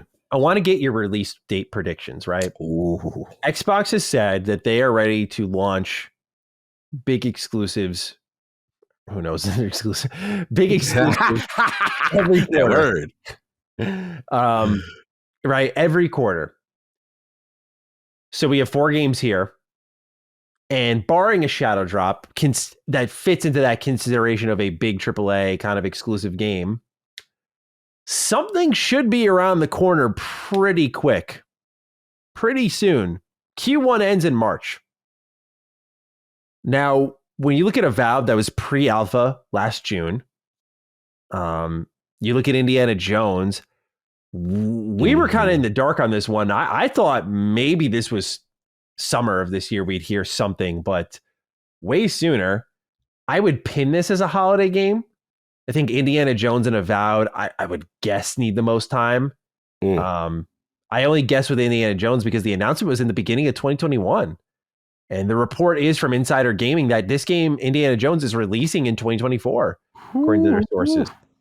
So I would put these two, like Indiana Jones Q4, Avowed Q3, Aura and Senua's Saga Hellblade 2 could flip. Like they could be Q1, Q2, either or. Forza taught us a valuable lesson in that, what you think is not always what's reality. I remember the coming 2023 and the G looked like a 6. We were like, oh, June, how crafty of them. See you in October. I was like, why is this taking so long? So my gut says that like one of these 2 games on this show beyond the Shadow Drop is close by. And I'm wondering if you end up feeling the same. Because if pre-alpha was just in June of last year, based off what Obsidian said, they do need to the end of this year. Like I think that's a fucking guarantee. I'd be surprised if I was wrong. Yeah. I don't know. Our History Untold's been getting like tests. They've been doing a lot of things where I feel like that could show up, and then your Q2 game is Hellblade 2? Or would it be cool if Hellblade was like, hey, we'll see you in March? Wow, that'd be right. That'd be kind of a megaton. Yeah. But then you look at what they're saying they're going to show here, and I'm like, are they ready? Or are they going to say, hey, direct fans, look, this is our studio. This is the crib. And we're going to do another direct in March to market this game in May. We'll see you there for a massive deep dive. I could see them doing that. They've given the game enough fucking trailers where the thing is, man, I don't mean to go off on a tangent here, but I want to dish it back to you because I promised you. If Hellblade 2 gets another showing and no release date, it's no one's going to talk about what's happening here beyond maybe Indiana Jones, I feel. They're going to be like, why is this game getting the Deathloop treatment of like, here it is again, and again, and again, and again. But anyway, Cog, that's kind of my prediction of the release cadence here, since Xbox has said like, yeah, we're ready to do quarterly releases, and here's 4 games, right? What do you think how do you think they're going to release them, if at all? What are your predictions, sir? And of course, as I said at the start of all this, what are you most excited about? I think I could guess, but what are you most excited? Look, surprisingly, I'm most excited about indie. Avowed, I'm Black Rock. I know Avowed, but this was the most unexpected treat. And I'm like, yo, and we know this is Machine Games, y'all. And I guess for me, Maddie, the reason why I'm so intrigued is because the elephant in the room. We know them to be the first person studio. Yeah. Right. But this is indie. And they're saying how you play is indie, which is like indicating something different. Do they put some type of spin? Do they break formula? Right? Like how we're learning Arcane is breaking formula with Blade. Are they doing something where we're going to see indie? Because some people do have concerns like, how can you do indie without the third person, right? Kind of thing, and maybe have their take on the, Uncharted, so to speak, right? Which Uncharted is kind of based on Indiana Jones, which is kind of weird. But look, Indy is to be there, to have gameplay, and then obviously the Tom Henderson rumor this year, right? So yeah, that's that avowed. Now I gotta be honest, I'm flip-flopping again. I'm flip-flopping again. Yeah, I'm flip-flopping. All right. My predictions now, look, with Hellblade, based on face value and what this paragraph is saying, you not coming out in those first 3-4 months. All right. No, I like this. You're thinking bigger than me. I like this. Let's go. None of this indicate, if you're ready, you're supposed to have the blowout, and we're supposed to have 15, 20 minutes with you, release stable. This shows me you need more time. Now that my beloved Avowed, who I thought needed more time, is like, hi, Cog, what's up? We here. What's up? You ready? You want to know? You want to know what's going on with the pillars? We updating pillars. We here. You know us. We good over. We the insomniac over here, Cog. You know how we do. That we your number one draft pick. Your boy still making excuses. It's a little internal Obsidian Ninja Theory beef. You know, I'm just having fun with it. But my peoples are like, Cog, you know what we do. So I have to look at Senua like, you smelling like end of the year. You got that end of the year stench on you. Not that it's a bad thing, but like October, September, you still need more time, which is fine. Make the best game possible. I'm pulling for you. Still my most anticipated game. Mm-hmm. But I think Avowed has jumped ahead. I think Avowed may be the first half game. Indy, if I had to guess, not first half, but maybe late summer, maybe. You're gonna show us 10 minutes of Indy. You ready? Todd wants to talk. Todd and the team wants to talk. Yeah, I wonder who's gonna show off the game, right? Because Todd is executive producing Indiana Jones. That's a good point. It's funny you bring him up. So my new prediction: Indiana Jones summer, maybe late summer. Oh, Senua, you smelling October, September, November. You smelling that second half major blockbuster towards the end of the year. Avowed. I think I'm gonna see you in the first half, baby. I think I'm gonna see the Black Rock. I like your predictions. I think you're on. I feel like you're on point. Your reasoning's more sound than mine. Now here's the thing that we not talk about. The era, I wasn't expecting, but we forgetting one big one though. Where the hell is Towerborn? Yeah, I thought that might be the shadow drop. One of the candidates for a shadow drop. Yeah, that one. He not on the list. Like, where you at? I'm a little surprised. I'm like, Aaron, where are you coming from? But like, I'm a little thrown off. But what? Yeah, so you gonna say? Possible they do 2 shadow drops. I don't know. That'd be pretty ambitious because you divide the attention at that point, right? But it'll be interesting. I mean, maybe something does get shadow drop.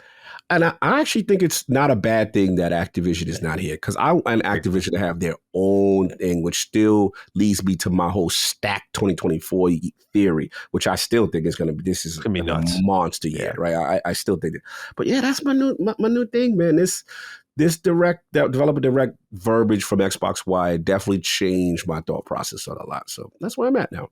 Yeah, the way you read into it, I think you're pretty on point. Aura sounds the closest, I would imagine. Yeah, probably. Which that game looks dangerous, bro. I'm just really like, yeah. I told people in my videos, like, do not sleep on Aura. Like, this game looks really good. And if you're a Civ fan or an Age of Empires fan, this is like a hybrid between the two, from the minds behind Civ 5, which to me was like the goated Civ game. I told this story already, but I'll tell it again for those who don't know it. I looked at my Steam chart. I haven't played Civilization 5 since 2014 in June, because I just got my new gaming PC. I was like, let me try this out. I only have 17 hours in the game logged because I played one campaign. I blinked, like it was done in a day. And I was just like, I had free time then. I was like, nope. I was like, nope. Not can't do it ever again. But this one, man. Oh boy. My dogs, my fiance, my house, my life. I gotta remember everything I will lose if this game is good. It has that much of a hold? Oh, bro. Like, I love those kind of management style games. They're just like, I don't think I have an addictive personality, but like when I can micromanage a little bit, that's why RPGs speak to those sensibilities. Yes. Like, I just get involved, get really Yep. into it, fine tune the character. Mm. Like games like are like they demand a deeper look at everything. Yes. So yeah, it's just that game. I'm just telling people, don't sleep on it. It looks really good. For me, I think I'm most excited about Avowed. Woo! Obsidian's never disappointed, and I gotta say, just like when the lineup was announced, I was like, number one, this is fucking stacked. Like this is exciting, right? Which is great to be able to say about the platform. Like this is exciting. I cannot wait to play all of these. Whereas last developer direct is like Minecraft Legends and Elder Scrolls Online, Necromorph or whatever the hell it's called, and Forza. I'm like, okay, it's about the format here, but now like we're getting a slate of awesome looking games, and so I'm very excited about that. But Avowed, man, look like Obsidian. Any doubt I've thrown their way, they've just shut my ass down. Like when I was kind of, on the fence, I know I was more pro Pentiment than you, and then you warmed up to it heading into the launch. But I know I was more immediately pro Pentiment, but it wasn't like I was expecting to really dig it a ton, which I ended up loving it. Yeah, me too. Grounded was the biggest proven moment where I was like, what are y'all doing? Like, why are you chasing trends? You're Obsidian. Carve your own path. That's like what your games are defined by. I'm like, I play it and go, man, this is actually one of my favorite survival games. Like this has the whimsical creativity of an Obsidian game, but it's like they've been making survival games for so long, and this was made by a small team. They just get it. They just get it. They're so good. As we've said before, this is like the Insomniac equivalent for Xbox, and so it shocks me that I know some people were down on the art style for Avowed, but it shocks me that people were doubting the game in turn. It's always possible any game can turn out bad, but like, sure. I don't think Obsidian has given us a single reason to doubt them for a while, for a long, long while, from New Vegas to South Park, Outer Worlds, Grounded, and so on and so forth. Like, dude, they just have so many great games that they have put out for us. For them to go back to that comfort zone, like this seemingly first-person action RPG fantasy setting, with all the lore already built, so they can kind of focus more on the gameplay and the storytelling. They talked about reactivity coming to life, dynamic gameplay. We saw a lot of the magic systems in the trailer. Like this game, man, I don't know. I'm surprised that people were so quick to doubt the Black Rock, because I mean they will come in full force and demand your respect once more, is all I'm saying. I feel very good about them. So I cannot wait to see more of this game. The fact that they're calling it a deep dive, excellent. Excellent. So you have this one marked as a first half game. I like that. I would love to see that. Certainly they're one of those teams that's got like, they got something going on. They're drinking something in there that's just getting their games out in a quicker manner than others. Yeah, that level of productivity. Again, where would Xbox be without Obsidian? Yeah. I mean, it's now Bethesda has taken the reins in 2023 and stepped up on the investment. But those dark days, those first couple of years, man. Bro, if it wasn't for Obsidian and Black Rock, I'm telling y'all, man, y'all owe them an extra check. Fergus to the team and Josh Shoy and the team, bro. Very impressed. So yeah, Val, of course, super hype. And I want to see now that refined vision that we know that they are not trying to make an Elder Scrolls copy. And then also graphically, right? Engines, the people who do have some issues with the first look of it, let's see where the engine is now. Like, I'm very curious to see where that is in the story. But I know the gameplay, I'm pretty confident it's going to be fire. We have another write-in here. Less to do with the games. Gabriel SG writes, greetings, Dukes. Rejoice. Developer Direct is back, and I assume we can now expect one every January. This is the perfect way to build excitement each year and give Xbox a chance to control the narrative. My question is, do you also think we'll get another shadow drop? I feel like it's 50-50. You redid your whole video background, only you have your picture / poster is wonky kind of day. Hey, come on now, man. Like, and they're killing you. I look, I have them all set in a funny way because it looks very 90s. I just had a specific spot where videos were filmed, so I need to spread them out now. Add some more to the wall. I've made my orders. Fret not. They are coming in hot. Now, I know we've talked about the shadow drop, but I wanted to spotlight really the first part. Maybe Gabriel didn't plan on his writing being used for this. But the first part he mentioned was a direct every January. Can we expect this? And I wanted to know how you felt about Xbox having this established cadence at the top of the year finally versus where it usually was in the summer where it felt like their years began halfway through. Now it looks like back-to-back January is their month to kind of define what is going to be happening for the rest of the year. Here's the roadmap. Here are the big beats for the year. And one thing that we also learned, and I think this was during the announcement of the first ever developer direct, but Starfield wasn't included in that first direct. Yes. So there's also the possibility that there's something kind of being held back for a bigger direct at a separate time for showing. Because it seems like those individual deep dives are like the major calls to attention for Xbox. Like Starfield's direct was phenomenal. Whatever you feel about the game, I don't care. The direct was phenomenal. So Cog, what do you think about Xbox having this kind of guaranteed beat at the top of the year to really set the tone? And do you expect it going forward? I absolutely love it. I mean, I've been, what's the Meek Mill song? I used to pray for days like this, times like this. Bro, I love this. Like, I'm not used to it. Like, it is so refreshing to start the year off and have an idea what the hell Xbox is doing, as opposed to Maddie's thing where Maddie used to say it. I love when you used to say this. Used to be like, I hate the shotgun blast. Why everything got to be at one time, only this one show for the year, and then everything, it would be one show for the year and everything plastered between September and December, all their games, right? And that's what we come from, as being part of this community, and to see things taking shape, bearing fruit. Now we know, not only do we kind of expect this now for the second year in a row, we know there's still more in the chamber. We know Activision's got to have a round table at some point. Right? Bobby is now, we can have it because Bobby's gone. We can have the chair, put the chairs out, you know what I'm saying? Put Mikey Barra, Ferg, and everybody, the Blizzard, put the King team out there. Hey, what's going on with y'all? What we getting? You know what I'm saying? Kind of thing. Have Phil in the squad. Like, this is again part of the funniness about the rumors about the third party stuff. Is because I think the frustration also is because everybody's like, yo, this is the year to rejoice that we finally waited for these kind of moments. And I think that's what's exciting. You know, Xbox Direct at top of the year. Most likely, you know, the Activision Blizzard. We know a strong showing for the summer, right? And then the inevitability of games from Activision Blizzard being infused in, as well as surprises that we didn't know. Like, we got Indiana Jones now. Like, yo, that's potentially this year. This is beautiful. I love to see Xbox in this pocket. And, you know, even at the end of the year, we got like, what was it, a third party thing? And we got like a surprise. Remember, we were like, oh, wow, they were at the Game Awards in full force. Like, things are getting to the point where they have so much, you got to spread it out. Yep. And it makes the year extremely fruitful, extremely exciting. This is the best time. This is why people waited so long. And that's why the passion is so high right now. Yeah. Because people sense it, right? But yeah, this is great. I love it. And to the second part of the question, yeah, maybe 50-50, because there are titles that, hey, what's up with Palworld? Does Aria drop stealth?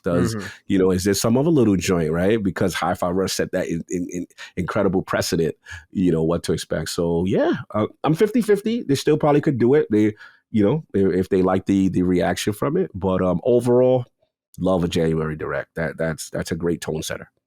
Yeah, I agree completely. And they're actually uniquely positioned this year with that potential Activision roundtable where we could hear from them in really meaningful ways between the Direct, a roundtable, and then a guaranteed summer showcase 3 times in the first half of the year with like big announcements at each. That won't be a consistent thing, but I mean, that is a pretty good way to control the messaging throughout the year.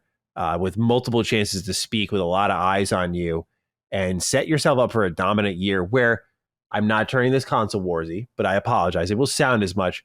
If you are Xbox and your direct competitor is PlayStation, right now they have like Helldivers 2 announced. Like, this could be a year you start to shift the narrative in your favor a little bit, which is something you've been trying to do for the better part of like 8 years now. This could be a year where you really, like, they fired off with God of War. They fired off with Spider-Man. Like, this could be a year that you make it all about you. Whereas in 2022, when PlayStation was firing off with Ragnarok and with Final, what was it? Where else were we talking about? Gran Turismo and so on. There were a couple other games. Oh, Horizon. That's the one I was forgetting. Xbox had nothing. And so it was a year all about PlayStation. So Xbox would be wise to make the most of their beats and talk a lot and promote a lot. And really, if you're going to overwhelm anyone any year, like we're due for one of those years from Xbox where they just have a sea of content because they have so much in the pipeline. This might be a good year to do that because your direct competitor currently does not have much announced as we await a plethora of like live service titles from them and whatever else they're doing. So yeah, I am feeling pretty good about a guaranteed beat at the top of the year. It's good to have something to look forward to after the Game Awards, especially when the Game Awards was such a tremendous disappointment this year. So yeah, I'm very much looking forward to this direct, and naturally we will be here to cover it. Nice. Of course, you already know. Game Pass pick of the week. That's it for the news. Cog, what do you have for us? I'm up, man. And as we spoke earlier, Cog has been in this old school FPS kind of bag. You know what? This is what I used to do, man. Before this was after Halo. I remember when Call of Duty came out, and that was kind of my big blow against my Halo time. And I was like, damn, 60 frames. Fast-paced shooting. This is the days of the Infinity Ward. Vince and those guys over there. So I've been playing Black Ops and all that. But in this case, I had to take it back to the classic. And I kind of do like a biannual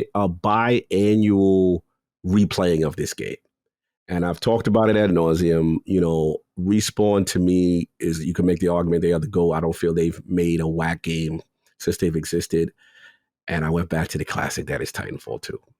And bro, the thing about replaying Titanfall 2 right now is how well it holds up graphically with FPS boosts on the as far as EA Play. If you have Game Pass Ultimate, you can play Titanfall 2. You can't Titanfall 1 is gone actually, which is kind of surprising. But I still own it, but it's not part of this service. They pulled it from the thing. But Titanfall 2, man, like coming into it, there was some controversy on the multiplayer side because hardcore Titanfall 1 guys don't like this new battery system they have where you get energy to kind of restain your Titan and stuff like that. That's probably the only controversy I could say about this game, that people did not like the multiplayer as much as they did in Part 1. Yeah. And Part 1 had Titanfall Last Titan Standing, which was an amazing mode. You know what I'm saying? Kind of thing. Yeah, Titanfall 1 multiplayer was like one of the most under-discussed movements in gaming ever. Bro. Like, it was such a good feeling game. You just brought me back, man. I remember loving that game so much. Unfortunately, I've not played the sequel, so. Oh, yeah, bro. Still, yeah, I know. I said it like last year. I owe you because that was the bet we made. I know. I haven't forgot. It reminded me of how you made me feel when I touched Dishonored after Redfall. And I was like, oh, I owe that man an apology. Man, that Titanfall 2, let's get it. It's rare that a campaign can make you feel something the way this game makes you feel. This is the story of a pilot, you know what I'm saying? And his robot, his Titan, BT, and this connection, this partnership that they form, and the AI, quote unquote, getting emotion, so to speak, and caring for the pilot, but the creativity in the levels, and I have to, LSM communities, what I'm going to do is I owe y'all apology. Y'all know I go hard for Starfield. And Starfield, what's our mission that we love, that we like, yo? Oh my God. You know what I'm saying? When you go back in the past. Yeah. Bro, I went back and replayed Titanfall 2's Effect and Cause mission, which is the time travel mission in Titanfall. Yeah, Maddie, it's not close. Like, don't get me wrong. Bethesda, honorable, love what you did it in the confines of Starfield, great. But when I'm comparing time travel mission to time 1-to-1, and and on top, Respawn did this first. You know what I'm saying? Like, it's levels to this. You know what I'm saying? And I my bad Vince and Bella, replaying this was great. The game is phenomenal. The gunplay is top tier. The different weapon choices, the feel, the hijacking of the robots, taking control of the smaller little drone guys, getting them on your side. The introduction of wall running that Titanfall done. This is taken to a next level. There's a mission where you're in the air. Your Titan takes you like they call it the fastball move. I don't know if you watch comics where like the Hulk would pick up Wolverine and throw him like a fastball. Like he picks you up, throws you in midair on another type of a ship. This is a mechanic in the game, and you're wall running on the side of ships, jumping in, fighting Titans in midair. The set pieces, oh my God, the set pieces, are just beautiful. Okay. And epic. And then what they did with Titanfall 2, because Titanfall ain't had no real story. Listen, Titanfall 1 ain't really had no story. What do you mean, dude? The multiplayer, dropping in a little voice call.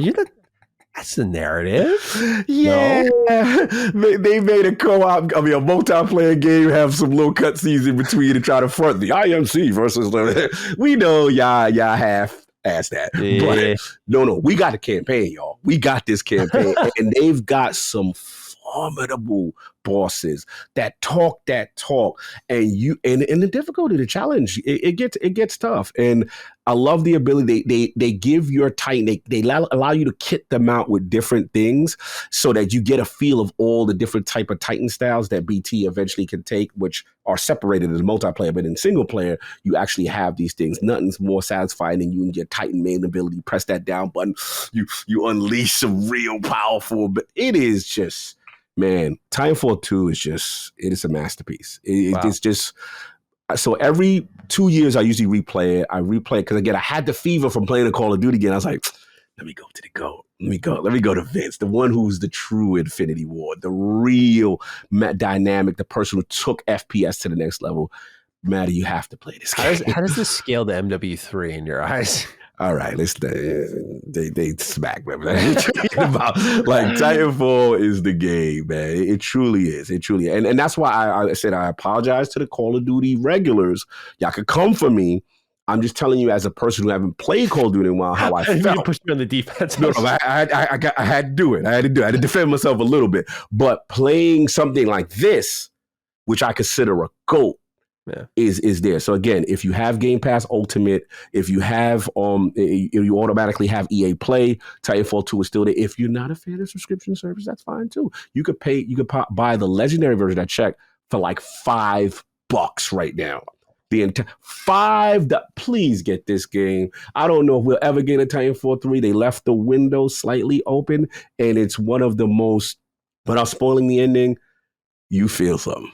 You feel something at the end of this game. You're like, man. Like I said, please, I implore people, play Titanfall 2's campaign. You will not regret it. And it was fun playing. I'll put the pictures up again on Twitter today. I was like, yeah, that's my baby, man. I'm always going to Apex, I hate you with all my heart. I wish that you have nothing but success, but I hate you because you take you to say you wish you nothing but the worst. I was gonna say, oh, he really hates it. Kyle never says that. Wish you your continued success. Yes, but I would love for my game to come back. My baby, Titanfall 2. I love it. All right, that's our Game Pass pick of the week. Titanfall 2. Got one question to wrap us up. So let's talk with Tragic Tactics. Everyone always talks about PlayStation and their live service games, but why is no one talking about all the live service games that Xbox has, especially after the Bethesda and Activision Blizzard acquisition? Just wonder your guys' thoughts on this aspect. Now, interestingly, Tragic did not provide like the angle of, is it because people are talking about like PlayStation's move to live service isn't going to work out versus Xbox, who's deeply submerged in live service? So apologies if we don't take this in the angle that you were anticipating. Tragic, you follow up, you let us know how we did. But I wanted to talk about it nonetheless because we were talking about a lot of the economics of the industry and a lot of the sustainability of Xbox's practices. And I think part of it's because they were ahead on live service. That's the one thing I think Xbox One's generation produced for them in a positive way, is a lot of their Forza Horizons, your Sea of Thieves, Master Chief Collection, a lot of service games there. And they had to pay a price, right? While PlayStation was putting out single player bangers, Xbox was gearing toward the future, and you would get few and far between, like your Quantum Break or your Sunset Overdrive, fantastic games, but not at the cadence PlayStation was getting them at. And so now, because these services are up and running, and they've invested in more since then, like a Halo Infinite, Starfield, again, I say is kind of like a single player service game, if you will.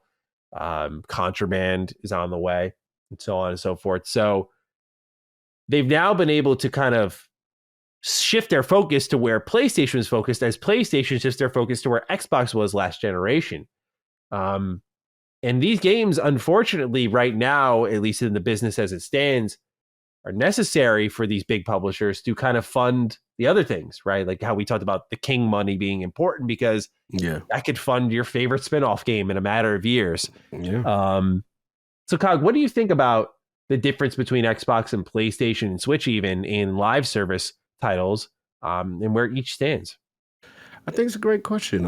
I think that the beauty of Xbox, in the sense that they've been through the growing pains already, right? They know, it is not an easy thing, but the benefits of it. Because I remember Sea of Thieves in its infancy stages, right? And people were like, okay, we see the potential here, but like, what's going to be the long term to continue to get people? And I remember when it started to take off by streamers, and shout out to Ben, you know what I'm saying? Man, he's a regular of the game, and showing all the different things you could do with, from the PvE, the PvP content, and so on and so forth. So you got that. Obviously, Halo Infinite, we talked about, and that consistent evolution. And I think the comparison I see is that we know that live service is not easy.